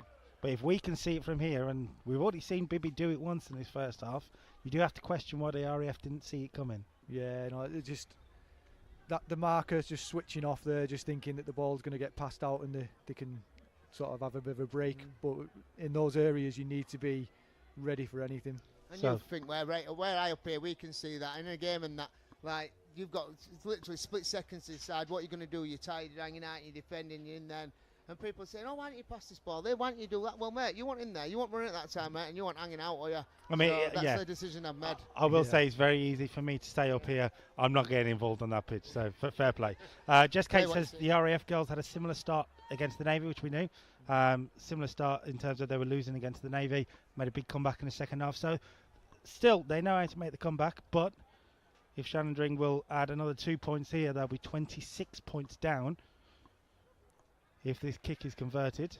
Yeah, anything's possible, but if they keep letting the Army over the whitewash, then it's going to get too far ahead. She does convert. Good kick. And that should be half-time with the Army in full control. Title number 15 seems to be on the way. I don't want to jinx it. The Army are in full control. The RAF have a lot of work to do. And as you say, it's the little moments. They've got to get them right. Yeah, and a really bad time to concede as well, right on the stroke of half-time. Yeah, we're saying that. There's a set up there, you're looking at where you come back up here into that 20 where they've made that error there. They get that. This could have been a different entry and a positive going into the half-time. Now they're going to go back in there after back of a score again, which is put it in. And yeah, Army are going to be up there at their highs. Obviously, RAF have got to go some soul searching in this half-time thing and come out all fighting, because it's a game of two halves, isn't it? And when it's all said and done, get off your line, get faster, control the ruck. Yeah, definitely got to get on top of that ruck speed in defence. One thing you can guarantee with the RAF, particularly with the championship on the line, they've got nothing to lose in this second half. So let's see what sort of game they can bring along. We'll be back very shortly with that second half. But until then, we've got some great content coming for you half time. So let's see what's been happening across the Forces sporting world with In Case You Missed It.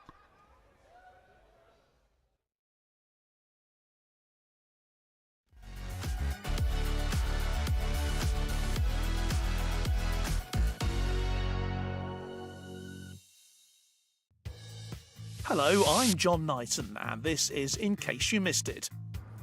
Army athlete Kat Matthews has finished second in the Women's Ironman World Championships in Nice. The Bristol-based captain came home 8 minutes behind Laura Philipp of Germany, who stormed to her maiden World Championship title, winning the event in 8 hours, 45 minutes and 15 seconds. It's the second time that Matthews has just missed out on the top spot. She was runner-up at the 2021 World Championships in St George, North America, which was staged in 2022 due to the pandemic. Fellow Army athlete Major Rosie Wild was also competing in her first World Championships. She finished the event in 30th place.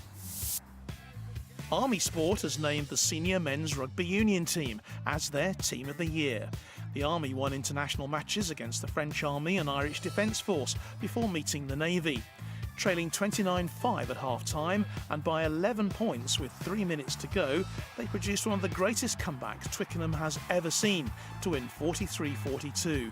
They went on to beat the RAF and win the Inter-Services Championship. The Army's announced the nominees for Sportsman, Sportswoman, Rising Star and Official of the Year. The full list can be found on our website, bfbsforcesnews.com. We'll be focusing on them in the coming weeks. The Army Sports Awards are being staged at Sandhurst on November the 14th, and we'll be live streaming the event on our BFBS Forces News YouTube channel. Army Staff Sergeant Carrie Roberts is set to play her final match for York Valkyrie in the Women's Super League Playoff Grand Final on October the 6th, after she helped them beat the Leeds Rhinos 12-10 in the semi-final. York, the defending champions, will meet her old club St Helens in the Grand Final at the Totally Wicked Stadium, and Saints beat Wigan 18-4 in their semi-final.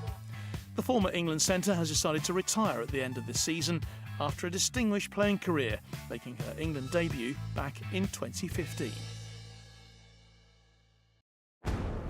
It is, of course, the spectre of heavy fighting in Europe that focuses me and my instructors on what we need to prepare them for. Some of us could be on the front line. World War III breaks out tomorrow. I'm probably going to be in a trench somewhere. I know lots of women that want to join the army but just don't feel like they are fit enough.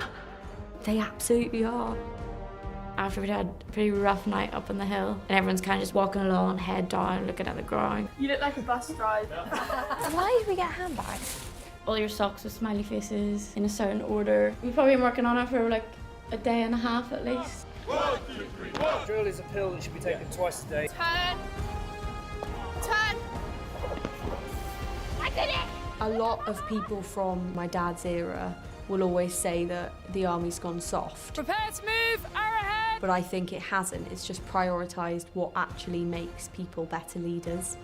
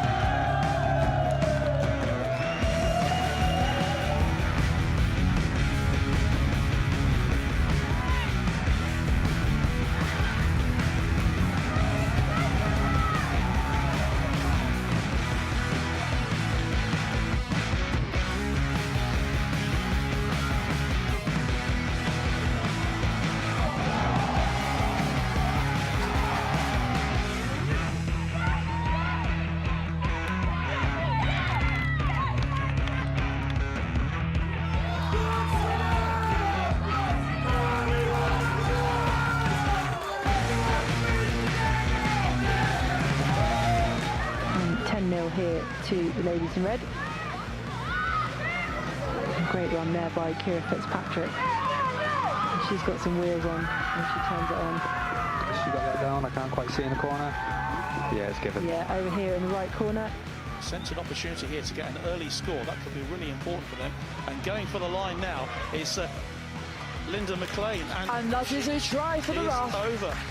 Linda McLean scores an early one for the RAF. And that high ball again at the end of a set. That may well fall for Alex Bonds, and she is over! Wow! Kicked her own kick, ran through the... That was amazing, Jim. I mean, that's champagne again, isn't it?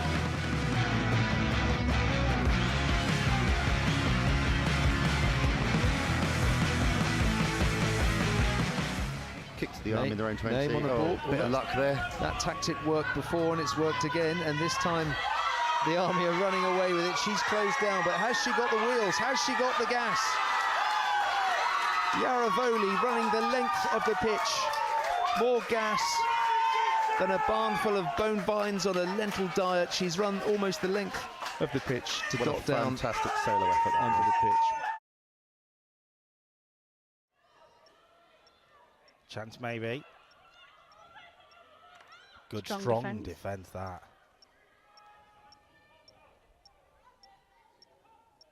But they might get over here, and they have. Army on the scoreboard inside the first 3 minutes here.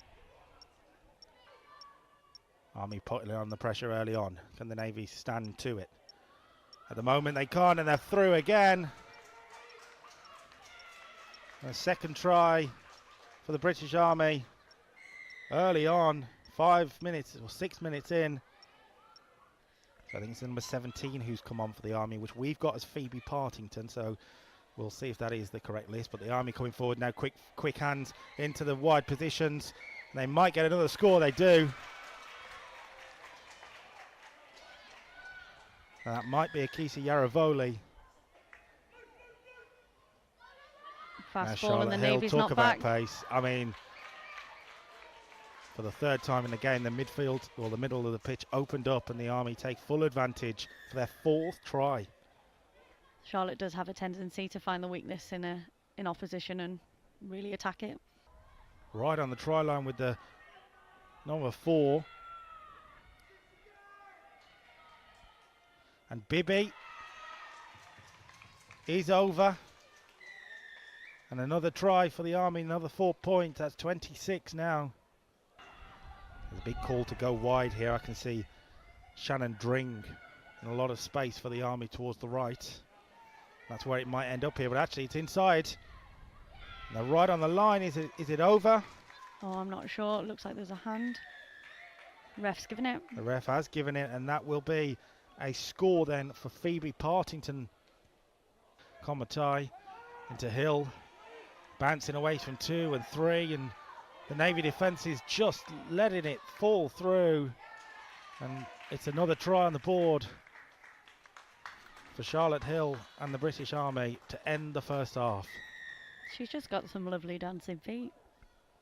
Back on with Bibby. Rains again, getting her hands on the ball a lot at the moment, and that's, That's brilliant. Phoebe again. From Phoebe Partington, dropping the shoulder, getting away from the Navy defence. Brilliant, brilliant movement. Bibby now. And it'll be picked up. And a chance on the wing potentially. And they will go over for another try. And that's Kasulani Guanavinaka. Staying on the tackle a bit more than Navy as well. That's a really good play though from the Army. From Townsend with the offload. And there's a few players over. And Komatai onto Yaravoli, who's got speed to burn. And as much as the Navy have made this a contest, the Army have always had that threat. And they've scored another try. It is survival of the fittest as 3 British Army teams compete against NATO's finest. In fact, believe it or not, 35 people can fit in here. That's the equivalent to an entire crew of a Swedish submarine. It's an adrenaline-fueled sport, but what does drone racing offer the modern military?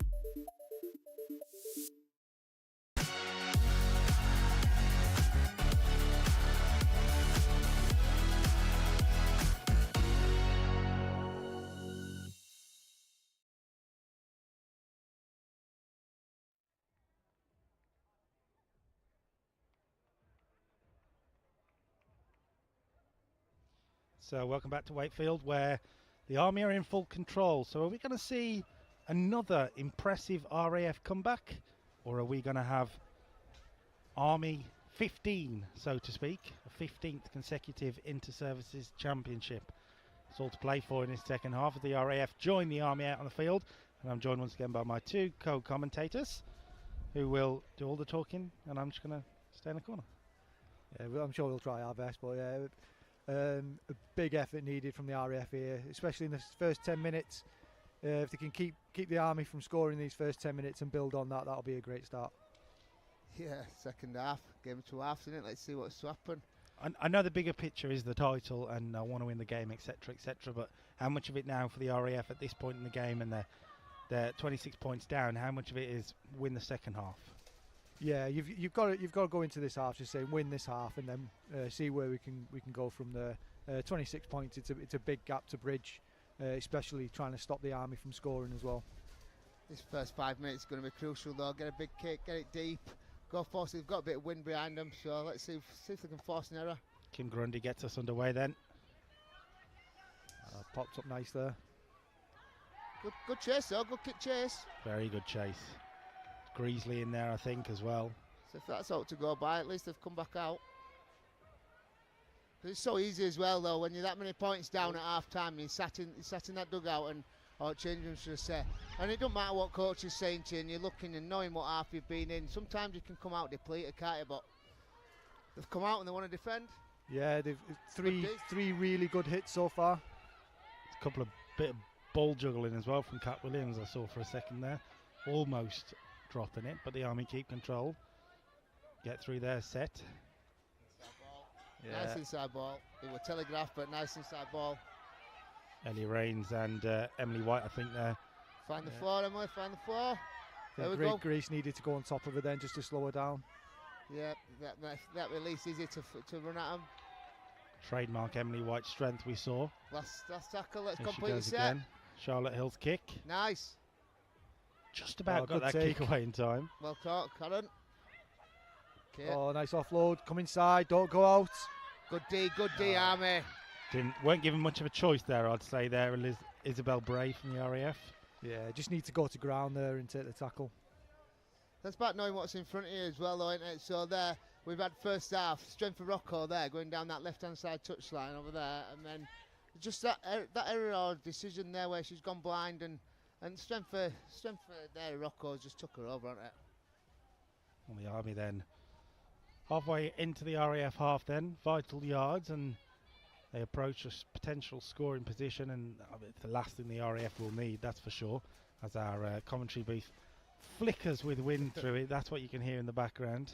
It's Not a thunderstorm, I The promise. construction's not ideal for this weather. We are protected from any rain, which is good.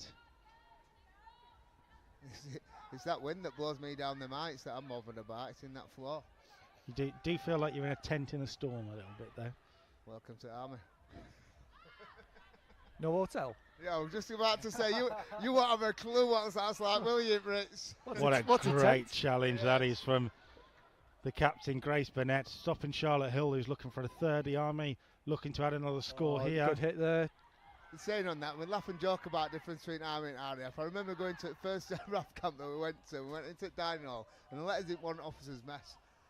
We got in there, and there's literally knives and forks, everything on your table, and she brought me dinner to me. I thought, what, am I in a military establishment here? And I wonder, I made wrong choice joining the Army, didn't I? You did, because I remember the first in-service that I went to, they put us up in Purbright. Oh, mate, give up. Oh, it was horrendous. We went to the mess for food, and they had no knives and forks. Oh, mate. You had to bring your own. That's it. I can't even speak. Just get paper plate and wrap that up into a little scoop. That's what we usually do. Look, everyone was forced into having hot dogs because it was the only thing you could eat with your fingers. I feel like at this point I should say these are the thoughts and opinions of our co-commentators, not of BFBS. No, these are lads that have served. It's facts. It's facts. We know we've been there. Just a moment then for the RAF. Just have another look, and Grace Burnett's going off again. Is I that think. Grace again? Again, holding the shoulder, so whatever she'd managed to run off or at least grit through, looks like she can't grit through it looks like she was trying to play with an injury. It's hard, though, isn't it? It's that brain in your head, isn't it? Like, I never had that when I was younger. I was just like, shut up, man, I'm on it. It's 80 minutes, it don't matter. And like you come back to now, and I'm calling everybody Barfoot bangs on head. So you do look like, or how it's progressed in the game to like looking after people and players welfare is right. So it's good that they're basically nursing her there, but they've let her back on. She's put her effort in again and gone back off, which it's a rugby player. You're arguing all the time with your head, aren't you? Like you need to be on there because you can't come back tomorrow. You need to be on there.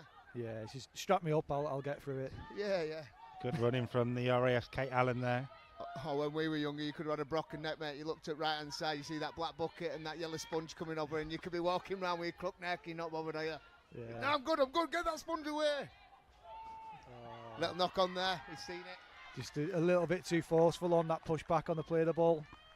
Same again. The Marys in your 25, they're absolutely criminal, aren't they? Let's see if Army capitalise on top of it. Yeah, it's going to be a big effort to try and keep the Army out from this distance. Well, their leader's off the pitch, the RAF, so needs some communication here from your vice-captain, who we mentioned earlier, Catherine Robinson. I'm sure she'll be trying to arrange this defensive line at the Looks moment. like Kate Allen's struggling as well. Yeah. If I'm Army girls here, I'm two drives in, fine comms ball. If I was the Army, I'd be right. Get it left because Kate Allen's on it. Do you know what I mean? Yeah, she's going off. I think. Yeah.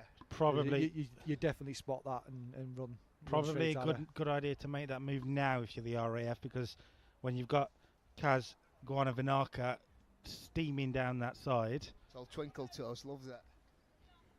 In fact, I think they're just going to rearrange it a little. I think she's still on pitch. I think she's just going to go and stand in at scrum half by the scrum. Haven't seen anyone come over into her position though, so there is a large gap actually on this Army left-hand It's still side. 3-on-3, but there's a lot of space out there. Yeah, she was trying to move out because she's injured there. She's trying to carry that injury and come out so she's not that weak link in that defensive line. And there he goes. Oh, just a bit high there. That went forward, surely. Yeah. Touch. We'll call it loss of control. Yeah, it was a poor ball to her. She was trying to catch it over her head. Adi Rokovosa there, just letting it slip. The RAF get away with a defensive moment that could have gone very wrong actually.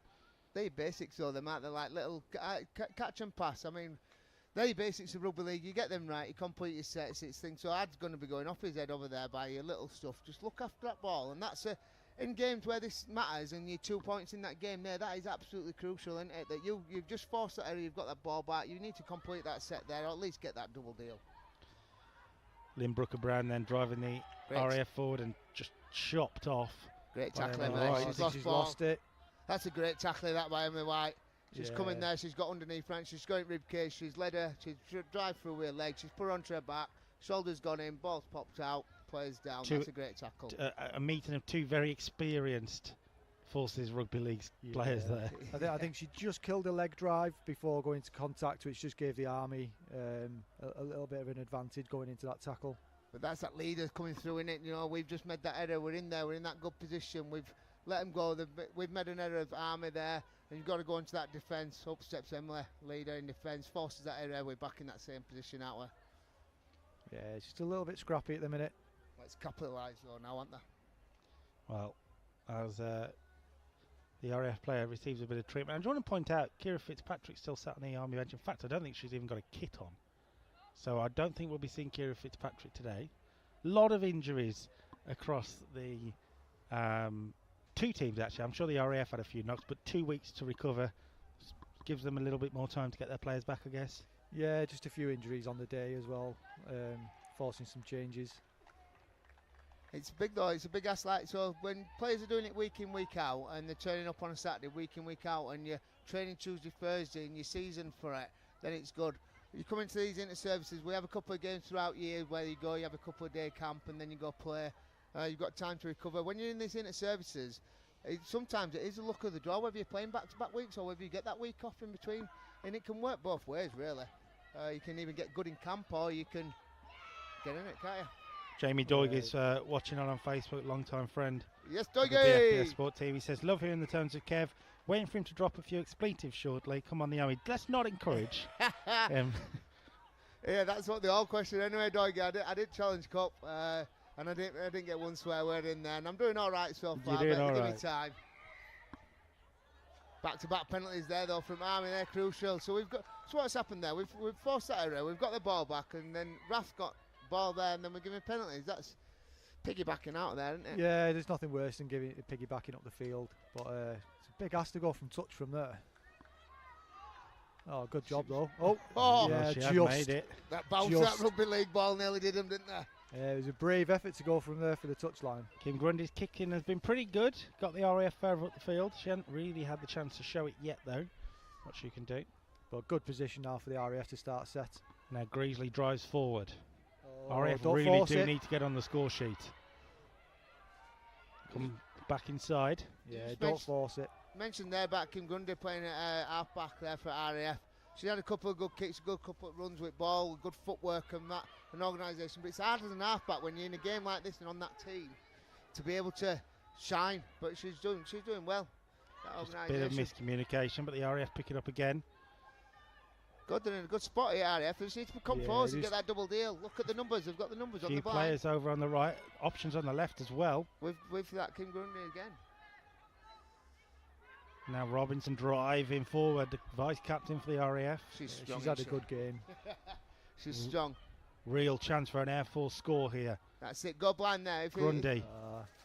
Unlucky there, but they've gone blind. Like Rocco's injured there, so you've got a player down in that side. So they've done good to come out there, but then she's cut back in. Going to be approaching the end of the set. But look where they are on last tackle at set. So they're in overlap position. here, Chelsea overlap. Greasley. Time. Real chance for the RAF. And Grady. Really great defensive work from the just Army. that little bobble in the hand, but trying to catch it just slowed it down. I think if she'd have took that clean, she'd have had the pace to get It over. was Leah Bradley, I think, for the RAF, who must have thought she was over and then hit a red wall out of nowhere. I can't speak. We're stood here and we're looking. That is a certain try right there. From here, that's a certain try. But then Army scramble defence, that no die. And that's what I said to him, don't let no points be scored past this game. That's back-to-back 2 years into services, no tries. So that urgency and that work to get across. That's Brilliant a great hit. shot in it. That's what you need in this 10. Can you guess who that was? I think I've got a good idea, Yeah, she pops up again. Brilliant again from Catherine Robinson. That's a great get-out run, though, That's a really good run there. It needed it, because if Catherine Robinson's on ball there and she's bashing again, then Army aren't getting out of here. And this is the RAF performance that you want to see. Wow. Strong run. Go on, Kath. Another tackle by Catherine Robinson. That was Molly Slight, who was left on the floor there for the RAF, as the Army just power out again. Rocco's strength. Who can And the stop her? footwork. And just when the RAF found nice themselves cover tackle in the end. Cover tackle. making real strides forward, the RAF. Struggling The to Army get back though. Flying forward, Emily White. Needed to be a faster play at ball. Good work, Emily. Unlucky. That's unlucky, that, innit? But that's good scramble back defence from RAF, though. She's made a break as Rocco. She left a few on forward, got back, but RAF have got back there and have defended well. Saved that try, haven't they? Yeah, they got back. They were really condensed. If the Army had have spotted, they could have got the ball out wide. But fortunate for the RAF, they went up the middle and managed to force the error. A minute or 2 minute period of play have shown exactly what Women's Forces Rugby League is all about. The RAF nearly in at one end, brilliant defensive playing, and they go up the other end, and the RAF do the same thing. Yeah, really good to see how much the women's games come on in the past few years. Some real good players out there. It shows attitude as well at RAF there. So you're 28 points down there. You just come down here. You haven't got that try. You're getting frustrated. Army's just made a break, bust you over, and next thing you know, you're scrambling back defence. So they don't give up. The game's in, and it's on. They won't give up. They'll go to the end. Like you say, there's a lot of pride in the badge on the shirt for both teams, and they want to put out their best effort. Kev's giving the Army an extra 2 points every time. Bring up the score, mate. It's 26 for the Army, but they're close enough. I can see the RAF captain, Grace Burnett, definitely not going to be coming back on, icing off a shoulder on the bench. But yeah, much better from the RAF in this first sort of 10 minutes of the second half.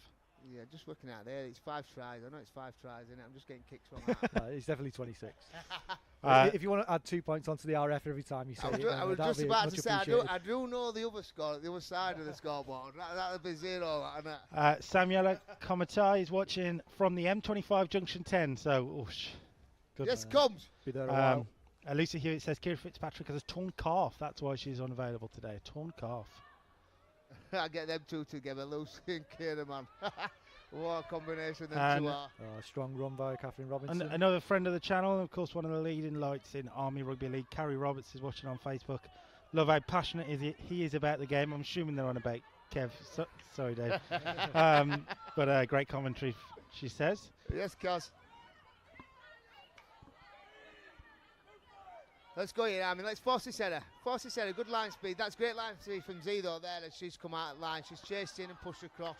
That's good, and the good line speed there. They've been really disciplined in the defence, the Army here. But on a note we spoke about in the first half, the RAF had taken care of the ball a little more in the second half. Yeah, completing sets, which is what the only thing you can ask for. It's making it a more enjoyable game. Stood here watching as well. Because like I said, we're getting to a kick there. That's not that far, but we're still getting to that end of that kick and completing them sets, aren't we? Yeah. Putting that pressure on there as well. And they're staying down on the challenge a bit more as well. A little bit of grit, a little bit of passion, a little bit of heart from the RAF. Speed there as well. Well, when your back's against the wall, you've got to come out, haven't you?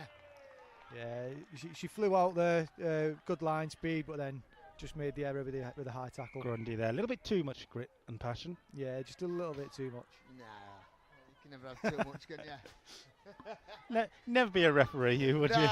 Well, I tried it once. Funny enough, game ended up in a brawl, man. I'm just stood there blowing a whistle, watching, thinking some young kids just giving it each other. I'm thinking, what am I going to do here? Well, what are the Army going to do here as they come forward again? Vakasegu is taking 3-4 girls with her each time she runs the ball in. And brawl well warranted, to be honest with her, from what kid had done. But yeah, no, we're good. Let's get on Army here. Let's build some pressure. Let's get us in. Ellie Rains jinking as she can do. She comes up with some magic at times, does Ella. Sometimes you look, and she's a lot like myself, to be fair. We're always one that's blamed for it, always one that's faulty. Space out wide. It'll go wide, there's big Try space. Time. Ball, Charlotte, forward. Came inside, actually. I think the gap was the outside. Forward pass anyway. Charlotte Hill's pass. Mental. She knew it was a forward pass, that's all. We'll give Gunnar Vinaka the credit there. Yeah, she definitely knew. To be fair though, there, Charlotte's pass, she's looked across there. I mean, we can't see whether it's forward or not, and I'm not saying it's not, but it's body position in it. So, I mean, I used to get pulled a lot for it. You're taking ball to line. If you get that little turn like that and pop it looks like it's a forward pass. But if you turn your shoulders a certain way, it can be forward and look behind. So there, if the body position is different there, probably get away with that. I wonder how much of it as well with talk about Kaz Gonavinaka. Looks like she's in a really good position. She thinks she's going to score. Does she just tread a little too early maybe before the pass has come? Or back yourself, go for the corner always. Don't matter about them 2 points that kick after, does it? It's that try. You get that try, it demoralises, doesn't it? Well, if you get pushed into touch in the corner, then it's a good place to turn the ball over, or you score a try. Do or die, back yourself always. Can we guess who's Army and guess who's RAF? But that's what we want to see, Forces Rugby League. And we're seeing that on the commentary team too. Another RAF injury down, by the way. Yeah, I can't quite see who it is from here. Me neither. I've heard in my ear from our director, by the way, a lot during this game of, oh, it's vicious. Oh, it's rough. It definitely is a vicious game, this. It's a rough sport, to be fair. Love it. Absolutely love it. It is, though, isn't it? But you know that. And lads know that, or lasses know that themselves. When they're putting that shirt on and they're going out there, it's do or die for 80 minutes. Your body, you don't respect your body when you're out there, man. It's body on the line, innit? It don't matter if it's broke, if it's what, you do it. And when you get that win at end, it makes it all worth it. But sometimes you don't come up with that win, do you? And it comes short, and you think, right, what's next? We'll go again, and what's next? Let's go next week. Yeah, and you're quite willing to take that hit. If you get a little tips and get someone through a gap and you get absolutely clattered, you don't mind because you've got that person through the gap. No, mate, I was an halfback growing up, mate. I used to love it, halfback. And for an halfback, passing the ball, running, man, absolutely atrocious, right? But a 2-yard pass, happy days. I'll run straight at that bloke, elbow straight to grip. He laid out on the floor, he's on top of me and laughing at me because he smashed my face in. And I'm looking at my mate, get under them posts, kid, you know what I mean? Well, makes it worth it. This is just, part 2 of the day. Actually, we had a fantastic academy game earlier, but part 1 of our live offering. And you know what? I'm going to give absolute credit here because I thought she was done. She is not done. RAF captain. Here comes Grace. Grace Burnett comes back on. She had the magic sponge and she's back out there. That was it, wasn't it? It's cold enough sat down there with wind, and then they showed her that yellow sponge. She's like, nah, get me on there. I'll get some more of that. But yeah, part 1 of our live offering. We've got the men's game later on. At 5:15 p.m. we're live on the BFBS Forces News YouTube channel for what will be another fascinating physical game as well, with the Army looking to bounce back after a really poor result really last week against the Royal Navy, and the RAF flying possibly towards the first inter-services title since 2016. There we go, yeah. Yes. And here they come forward again at the women's team. It's not a knock on that, is it? Yeah, she's lost ball control there, but she's touched her hand on her knee. So yeah, but if her knee wasn't there, it'd have been a knock on. That's the rules, isn't it? Unfortunately. Well, giving the ball away to the Army though in a pretty dangerous position when you've got the players and I can see Sky Jackson straight towards the ball, and we've already seen Isabel Bibby show herself in these positions, being able to drive and bounce down for a try. Yeah, too many times we've given the ball over in these dangerous positions. We've got Combs coming here. Combs is going to come. And it's Emily White. On inside here. Rains to Hill. Just a little bit behind her. So we're pushing on inside with Combs there, but that's good play though, good hands. They've got straight to middle of the park. The split 50-50 option here. Players on either side pushing through. Rains. Oh, nice little offload. Good defence though. Great defence, to be fair. Great D-line defence. Gangs in, innit? Hit the RAF brick wall there. Yeah, lots of numbers in there and slowed the play the ball down. And Isabel Bibby over again. A hat trick of tries for Bibby. But she's got about 4 yards to score all 3. The Army are, well, that's the try you think might just put them well and truly in cruise control. Yeah, no, it's been a good effort from the RAF this half to keep them out so far, but again, just not realising the threat that posed from dummy half there. Them little second switches off, innit? That's all it takes. That's game of rugby league, innit? And especially when you're in good attack there, you see a defender just switch off that quick second, or when you're coming back and you're making that 10 and you've got your foot and you're setting, if your hips are turned in, it's them good halves and good nines that see that and being able to identify and exploit what's going in. But great start to the second half from RAF compared to the first half there. We've kept them out, they've showed a bit of grit. A few basic errors in there, 20 has obviously cost that for the Army. Just keep piling that pressure on, aren't they?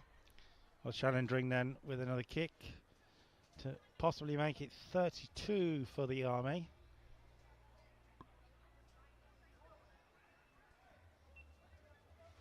Yeah. If you wear green boots, you've got to back it up.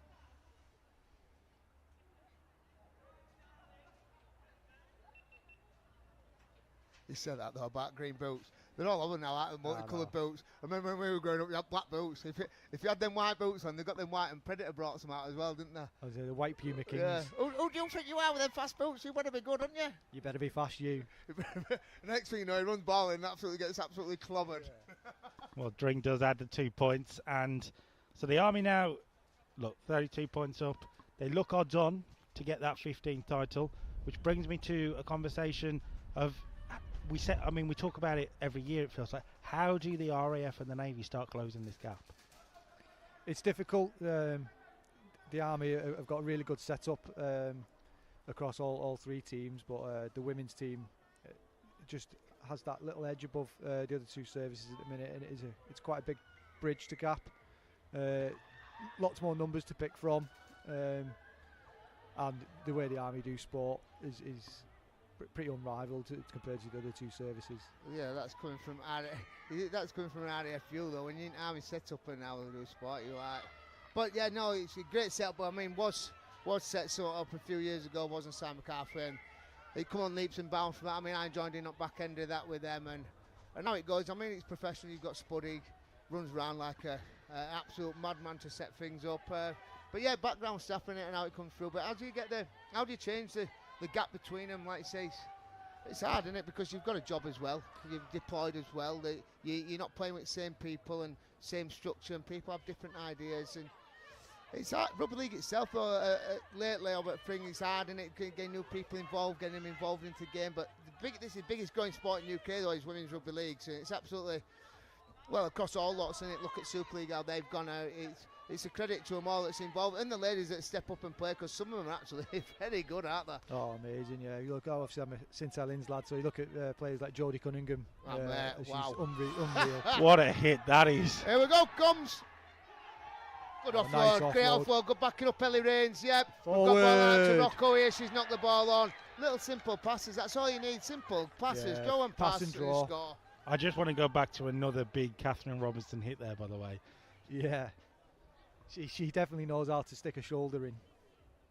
But I mean, Catherine Robinson's one of those players that you point out. Robin Baker as well, Chelsea Greasley. The gap is closing. It should be said. It is closing. It may not feel like it on the field necessarily, but it is closing. You're seeing more RAF players playing top-class civilian rugby league, which is always helping as well. Yeah, definitely. The more we can get people involved in those type of clubs and stuff like that, the more they play, the better they become. And like you said, I think that the game has been decided on a few errors on the RAF's behalf. We've given away too much field position, too many errors in our own 20-30 sort of metres. It's just give the Army a little bit easy run-ins, 3 tries from dummy half on the line. But the RAF have showed a lot of really good spirit, and they've got some fantastic players capable of doing some special things, but we just need to see it a bit more. They've shown how to get into the right areas. They just haven't quite had maybe the winning experience that the Army, we know they have over the last 14 years, to do the right thing at the right time and get that last decision made that's meant to the correct decision. Yeah, it's always turn up to Army, don't they? So like you say, your backs can be against wall, but you've got to make them right choices at right times, haven't you? And it's hard in rugby league when you're tired and you're hanging out to make them right choices, and you don't always make them, but then that's where that what's next comes in it, and what do you do next? And Army are good at doing that when the back's against wall or stuff's not going right. Just take that ball forward and complete that set, and I think that's what RAF have missed today by understanding that they have been up against it, but going to that simpler game plan and being able to turn them around and tire Army out. Could have worked a bit better for them, but yeah, it's great. But it's great storming run. Catherine Robinson again there. She's been real standout player. She's been RAF player of the match so far, that's for sure. Yeah, without shadow of a doubt. The RAF forcing it forward. It's about personal pride now for the RAF as well.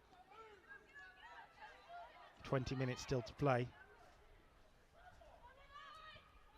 Here's Alan driving forward, just slipping actually. Some good footwork, but just slips into that one. Unlucky.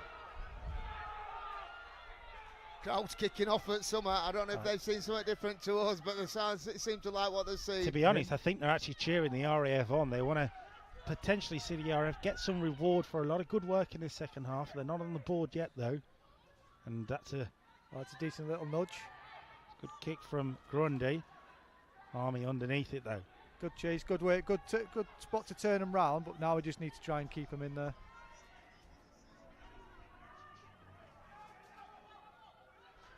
And off she runs, Komatai. Yeah, that's what we need. Numbers in the tackle, slow it down, keep them in this half of the field. Not getting through the 3 or 4 RAF players that she was in the first half there. Yes, Cass. Oh. Another great challenge from Robinson. Rains now. RAF slowing the Army up a little bit more here. I was literally just going to say the same there. That's 5th tackle there. She's gone down on the back. They've slowed it down, but there's no kick pressure. I said that. She's run from marker and she put kick pressure on. There we go. What's going on here? What's going on there? Offside, got to be. That's the only decision it can be, that. It can't be offside. Are we receiving? Yeah, but if that plays touch ball and then she's gone in front, I don't know. I do want to point out Hannah McCabe there, by the way, in that last challenge. Maybe it'll be a little bit of late tackling, but the passion is there. We talk about personal pride now. The RAF will not want the Army to get any more. They'll be looking at the Navy's 52-point defeat last week at this point, potentially, and saying that they don't want to be at that level for sure. Yeah, you never want to lose by a bigger margin than the other team, but I think they've showed a lot of good attributes out there today. Just unfortunate. Oh, Guess who? Yeah, she's here again. She's all over, isn't she? She's nailing people left, right and centre. Forcing a knock on as well on the back of it. And frustration from the Army, actually. For the first time in the game, Kat Williams, I think, just throwing the ball down, and RAF getting another little win. So, 15 minutes to go. The Army 32 points up and looks set to win another Inter-Services Championship, unless the RAF can do something very special. Well, they have to do something very special. And as a St Helens lad, I never write off the Saints, but never write off the Saints, do you? But yeah, it's going to be a big ask to come back from this. Well, Rugby League, particularly Inter-Services Rugby League, Forces Rugby League, the unpredictable seems to happen. We've seen it in the men's competition and the women's competition this year. The RAF made a quite unlikely comeback against the Navy, actually. This one will be a little bit more unlikely, admittedly, but you never know. Yeah, never know. So vacant for a couple of seconds or so. Then I've gone onto YouTube there. That's on your thing. And I've just put a thing in for anybody that's watching that's in here. I've got my own right here. Look at me, going putting out here. Yeah. I've got my one day or day one digital going on your TikTok and Instagram. If you want to jump on and follow them there for afters. So when you finish playing rugby league and you're finished in your military service and that, and people are left out there and like they're not knowing what to do next. So like there's just a little help there and what's next and what do you do. But same in rugby league, innit? When you have a bad tackle or something goes wrong, it's what's next. It's how to pick yourself up and get back on with it. So go have a look, go see what it's about. As you all know, I've left military and I haven't been playing rugby. So yeah, it's a good watch, good see, get involved. It'll be good. As for now, we're back to rugby and that. Sorry, boys. Yeah, just taking advantage of a breaking play there. Plug. Yeah, but it filled that time slot, didn't it? I timed that absolutely perfect. But yeah, one day or day one, digital wealth, get involved. We all said to ourselves, one day I'll do that, one day I'll do that. Make that today, one day. You've got to appreciate a salesperson. Yeah, I'm not selling you nothing, man. If you want to be a better version of yourself, you just hit on my page and you get involved. Well, the RAF cheering the decision there, I think. Let's D up then, Army. Let's D up.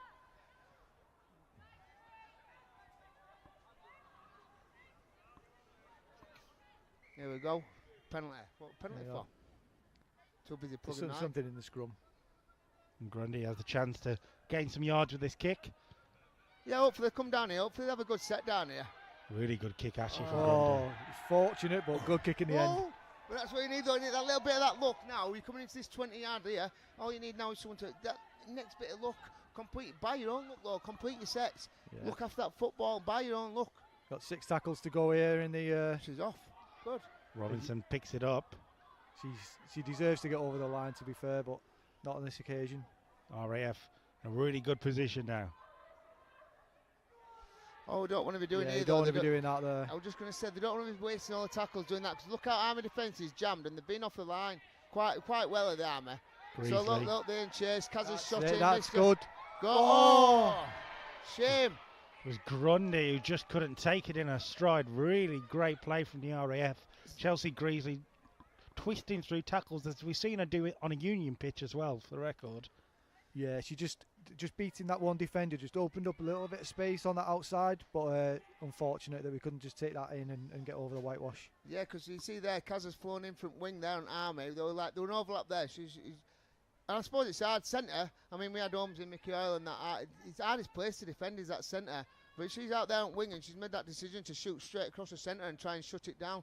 And I mean, it's hard to. Sometimes you've got to make them decisions, but make sure you execute there. She should have made that tackle. Like, if she hadn't made that tackle there, that's created that massive gap overlap. And look at there, a ball that's gone to ground that they haven't capitalised on that. So Kaz has got away with that in corner and unlucky for RAF there with ball control. I'm glad you mentioned Mickey Hoyle there, by the way. He's joining us for commentary for the men's game from 5:15 at his own request. So yeah, good luck. I'll still be here then as well. Yeah, same again. Good luck. No, I loved it, does Mickey. I mean, I did that on Challenge Cup. I did for Army and that. Then he was like, "Oh, how do you get involved in that?" I'm like, "Mate, just get involved. If you're ex-player, well, they must think you're some good, Mickey, or you've done something all right because they've said yes, you haven't they?" But at the same time, it's what it's about, isn't it? All your forces worlds and having this up here at the same time. If you've ever heard somebody do co-commentary on a rugby league game while also sort of babysitting, go back and check out that footage.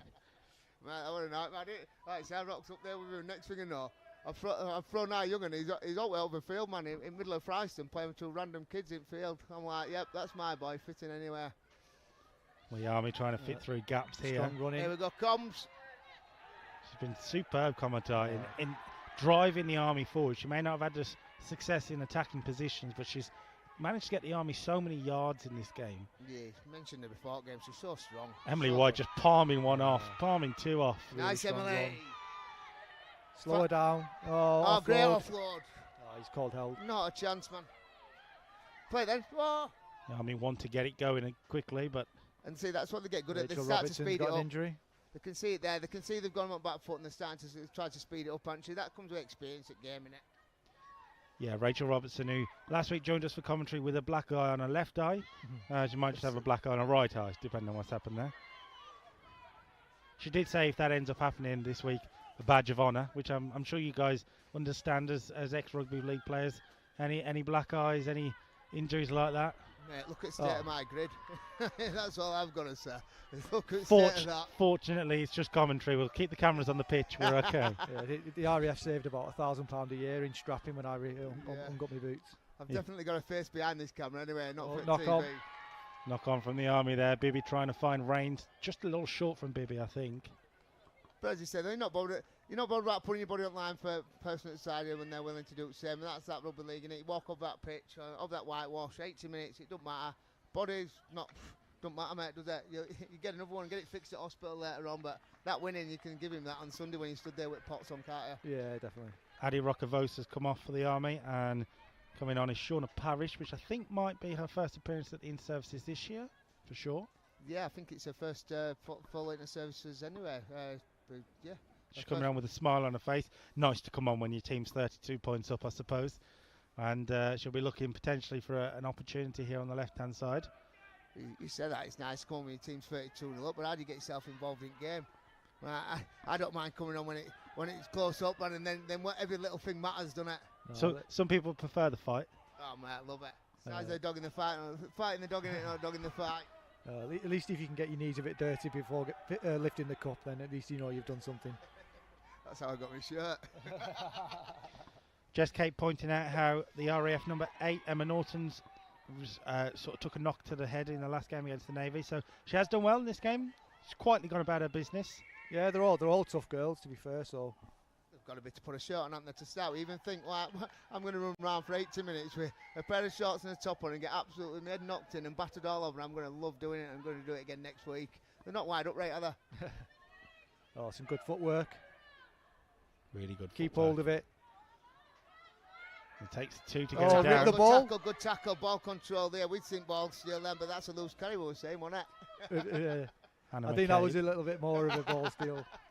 Oh, and high as well. Andy Lewis round. He put the whistle to his mouth, but he didn't blow it. RAF will continue. And the push comes. Good offload. Good. Come inside. Good. She does. She's done well there. She's done well there. Yeah. Molly Rubanks.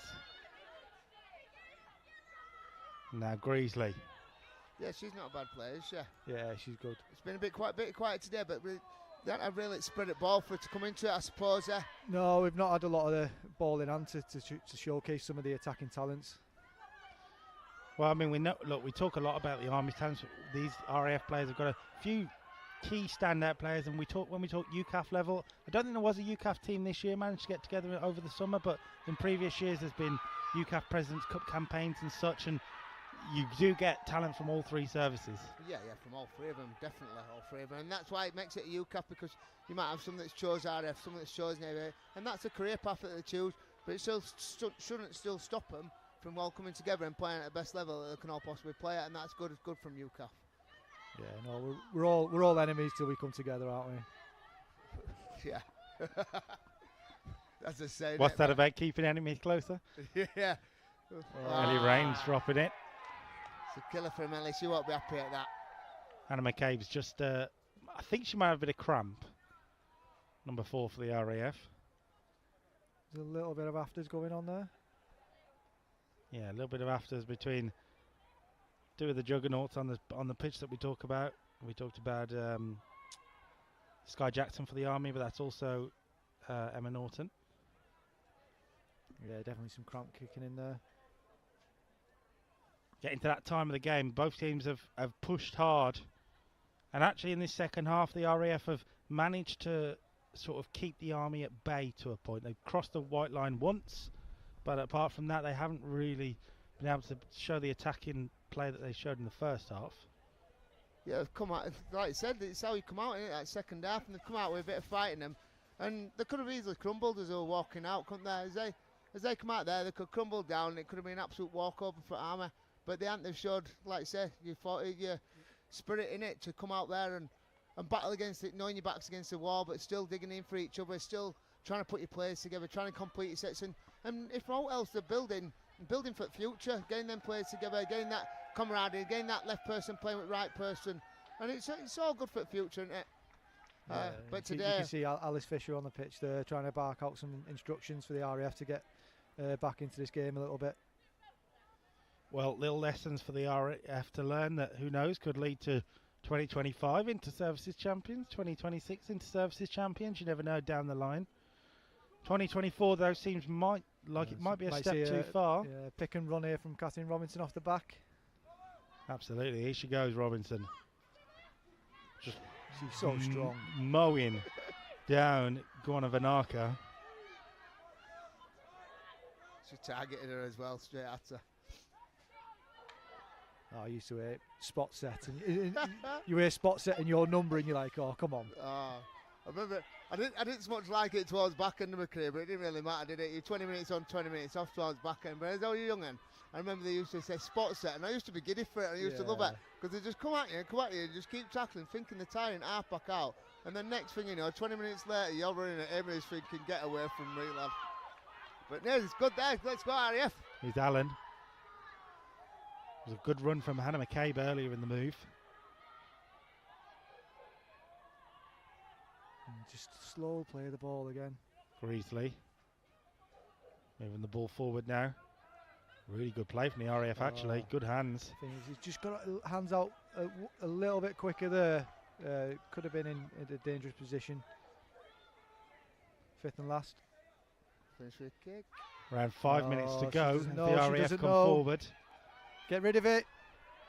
Oh, high tackle. Got to be a high tackle from Isabel Bibby, surely. I think the referee might have given it. I don't think, I just give fifth and last handover. Nearly swore then, yeah. Wow. Well, we managed to keep the expletive in, and the Army managed to keep control of the ball in the end. Got to have been a high tackle, surely.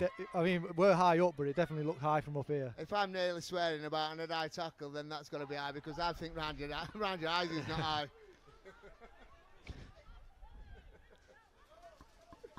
Here's Bibby. Good footwork. Been really good. Finish it, is he? Yeah. She might go all the way here, actually. I think she should come left there instead of right.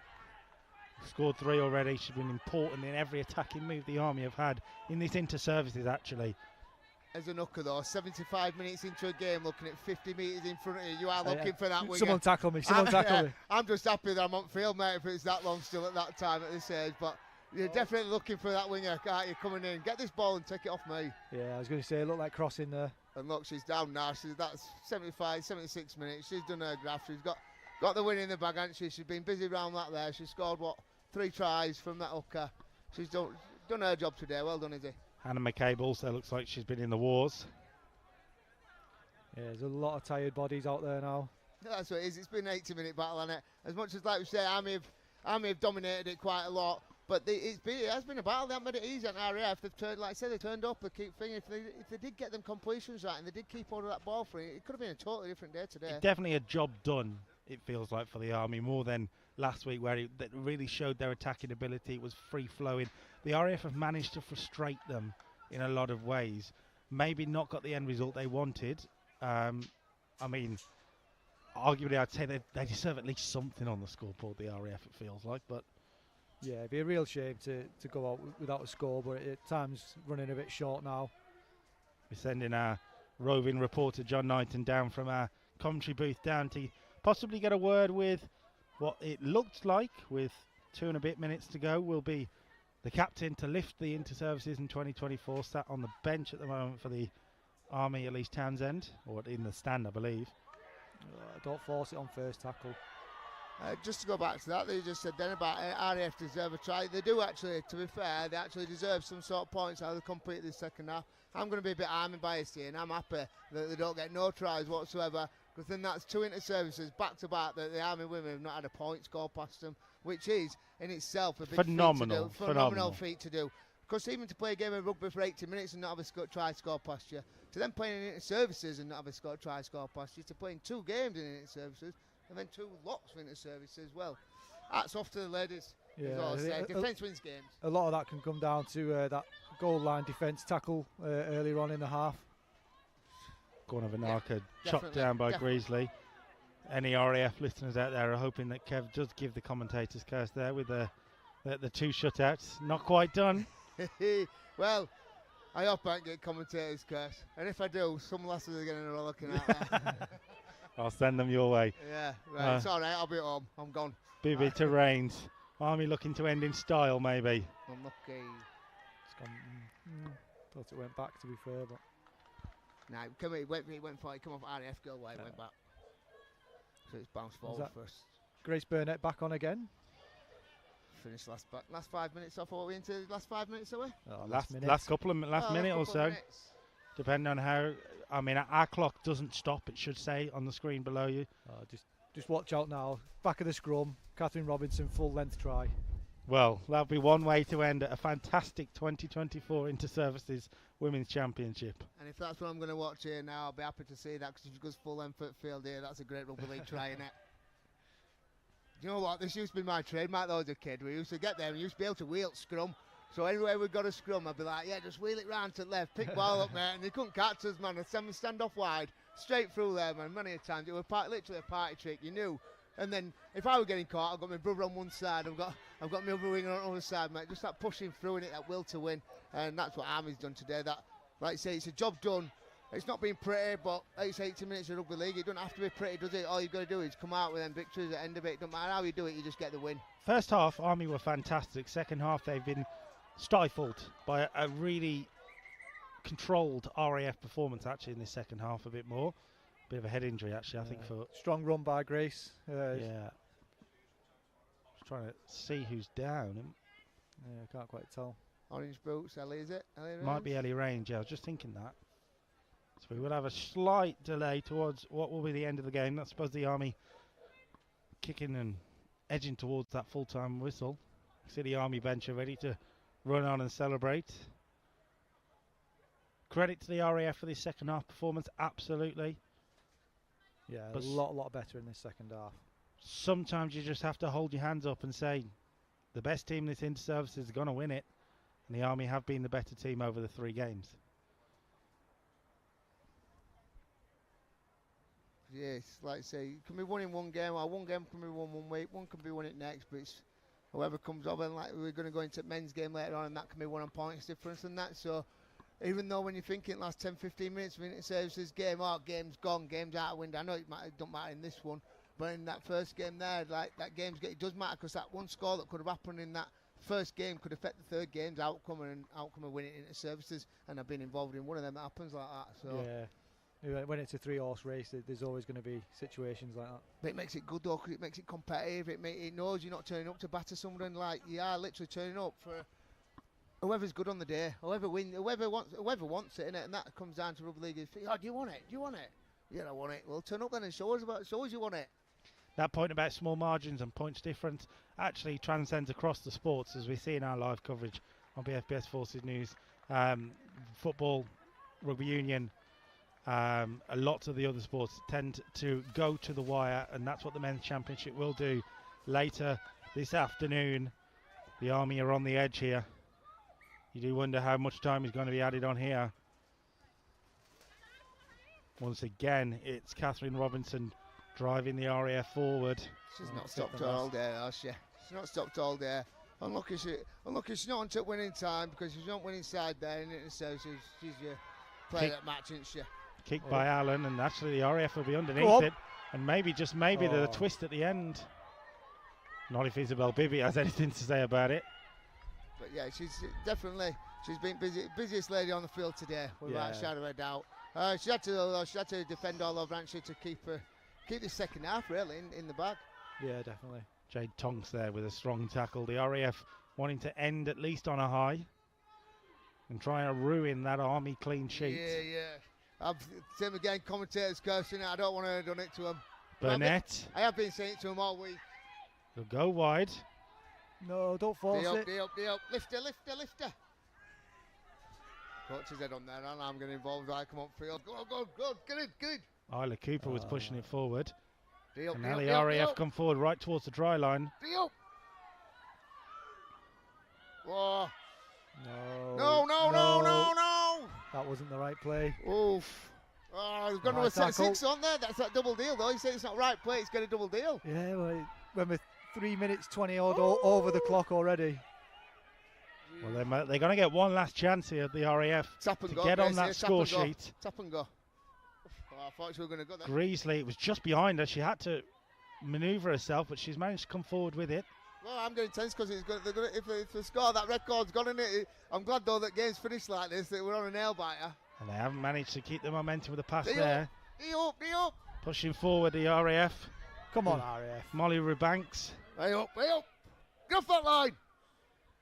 Look at the overlap. Slide. The Air Force going to get on the score sheet here. No, passy. The pass great D Army, had to be played through. You think there from Kim Grundy, who saw a bit of glory in her eyes. I think she's still there, still alive with Robinson. Great D Army. Yeah, the pass needed to come then. Yeah, I agree that this is probably the third or fourth time we stood there and thought RAF should have been over. Them basic skills, but then that will not to really, this is really good from the RAF though. Last gasp behind Greasley again though. Oh, that looked like a bit of obstruction, but never mind. Playing through, another tackle down. Drop goal, go on. Last tackle. It would be points on the board at least. I've got one for that. I know I'm getting battered, but she's going to go for it. I thought she was then. The kick though might force her way through. Chance for the RAF.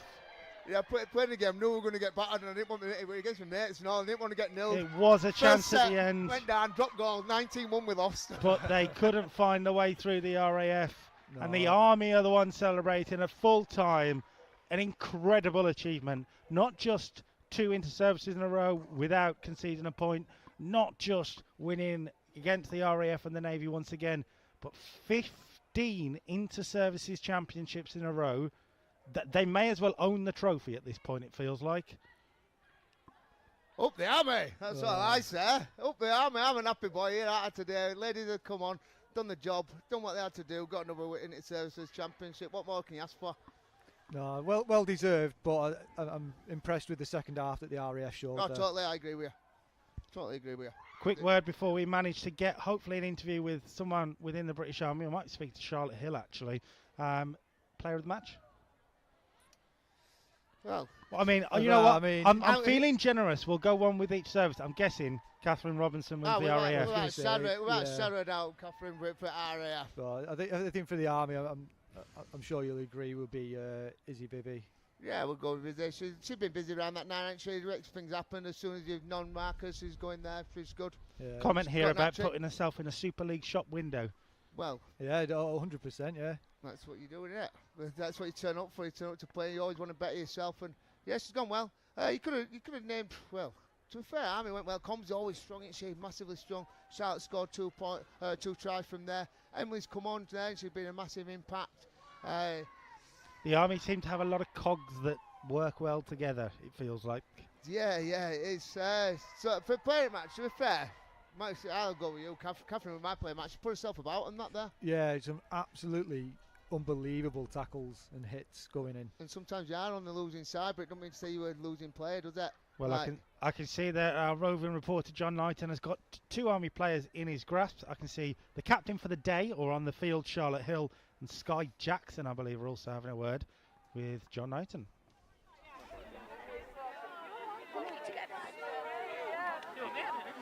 Okay, we've got a triumvirate of triumphant Army players. So let's bring in you first, Elise. Obviously, captain not playing today. Must be very proud of these players. Oh, honestly, I couldn't be prouder. I mean, it were a bit of a back and forth game, but it's still a 0 score, and that is exactly what I asked them to do. And the performance, I'm just so proud of them. And that's 2 years running now that you've not conceded at all in an in-services game. It is indeed. It is indeed. So doubly pleased. Let's bring in Charlotte as well and Sky as well. Charlotte, first of all, great performance. You actually led on the pitch today. Yeah, I did indeed. Yeah, I'm so proud of the girls. Can't take away what the RAF did. Some hard hits, some real hard hits. So they're proud of both sides, and even proud of my girls. And I'm sure the girls will show that later in the pub. A couple of first half tries for you as well. Yeah. I'm chuffed to bits. Absolutely chuffed to bits. Yeah. Marvellous. And Sky, I've got to bring you in. Great performance from you today. You always everyone gives 100%, but we always know that with you, it's going to be 150%. Oh, thank you very much. It was tough out there. Like, the game just builds year and year. But yeah, it was a good fight, and it was mega to be out there. It really was. And playing here today, of course, great occasion for everyone. Yeah, honestly, it is. Honestly, it just keeps getting better and better each year in services. It keeps building, and we've got more of a crowd out here as well. It's mega. It's just such a good community to be part of. Okay, well, congratulations to all of you. Brilliant performance today. Celebrate. Hey, thank you very much.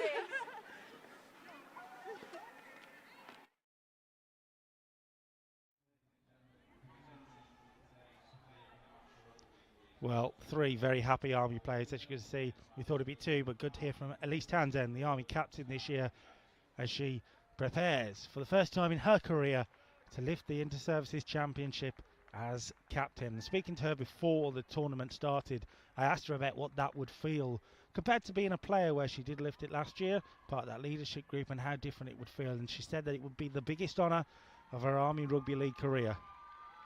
Sky Jackson there getting a award for, I'm assuming, player of the match. Can't quite hear it from our commentary booth across the other end of the field. So we'll just get these trophies in the Army hand, shall we?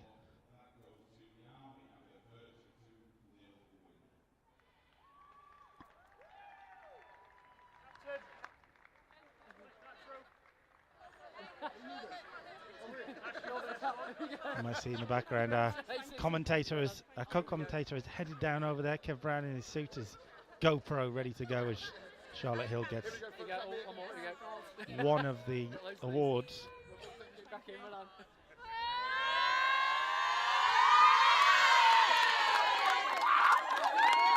And the Army celebrate winning again.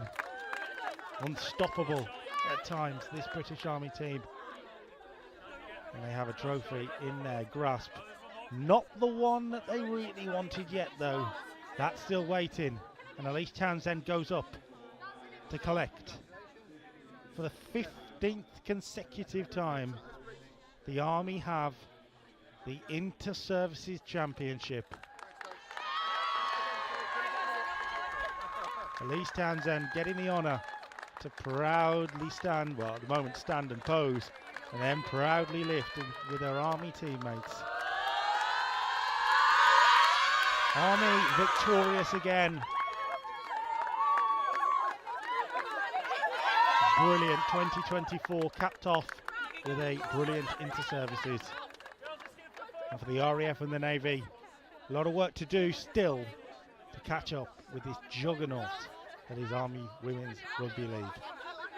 So that is one trophy down and in the books today, an inter-services trophy going the way of the Army. What about our men's championship? So stick with us. We'll come back at 5:15, 5:15 p.m. UK time. We'll be live on the BFBS Forces News YouTube channel and across BFBS TV2 for serving personnel only for the men's RAF versus Army match. And yes, calculators may just be needed. For the RAF, it's simple: win or draw, you're champions. The Army need to overturn a 73-point deficit, and the Navy are sat there hoping for an Army victory by less than 73 points, and they will keep the championship. It's going to be very interesting to see what happens. Brilliant women's game here. The Army champions again, and we will see you at 5:15.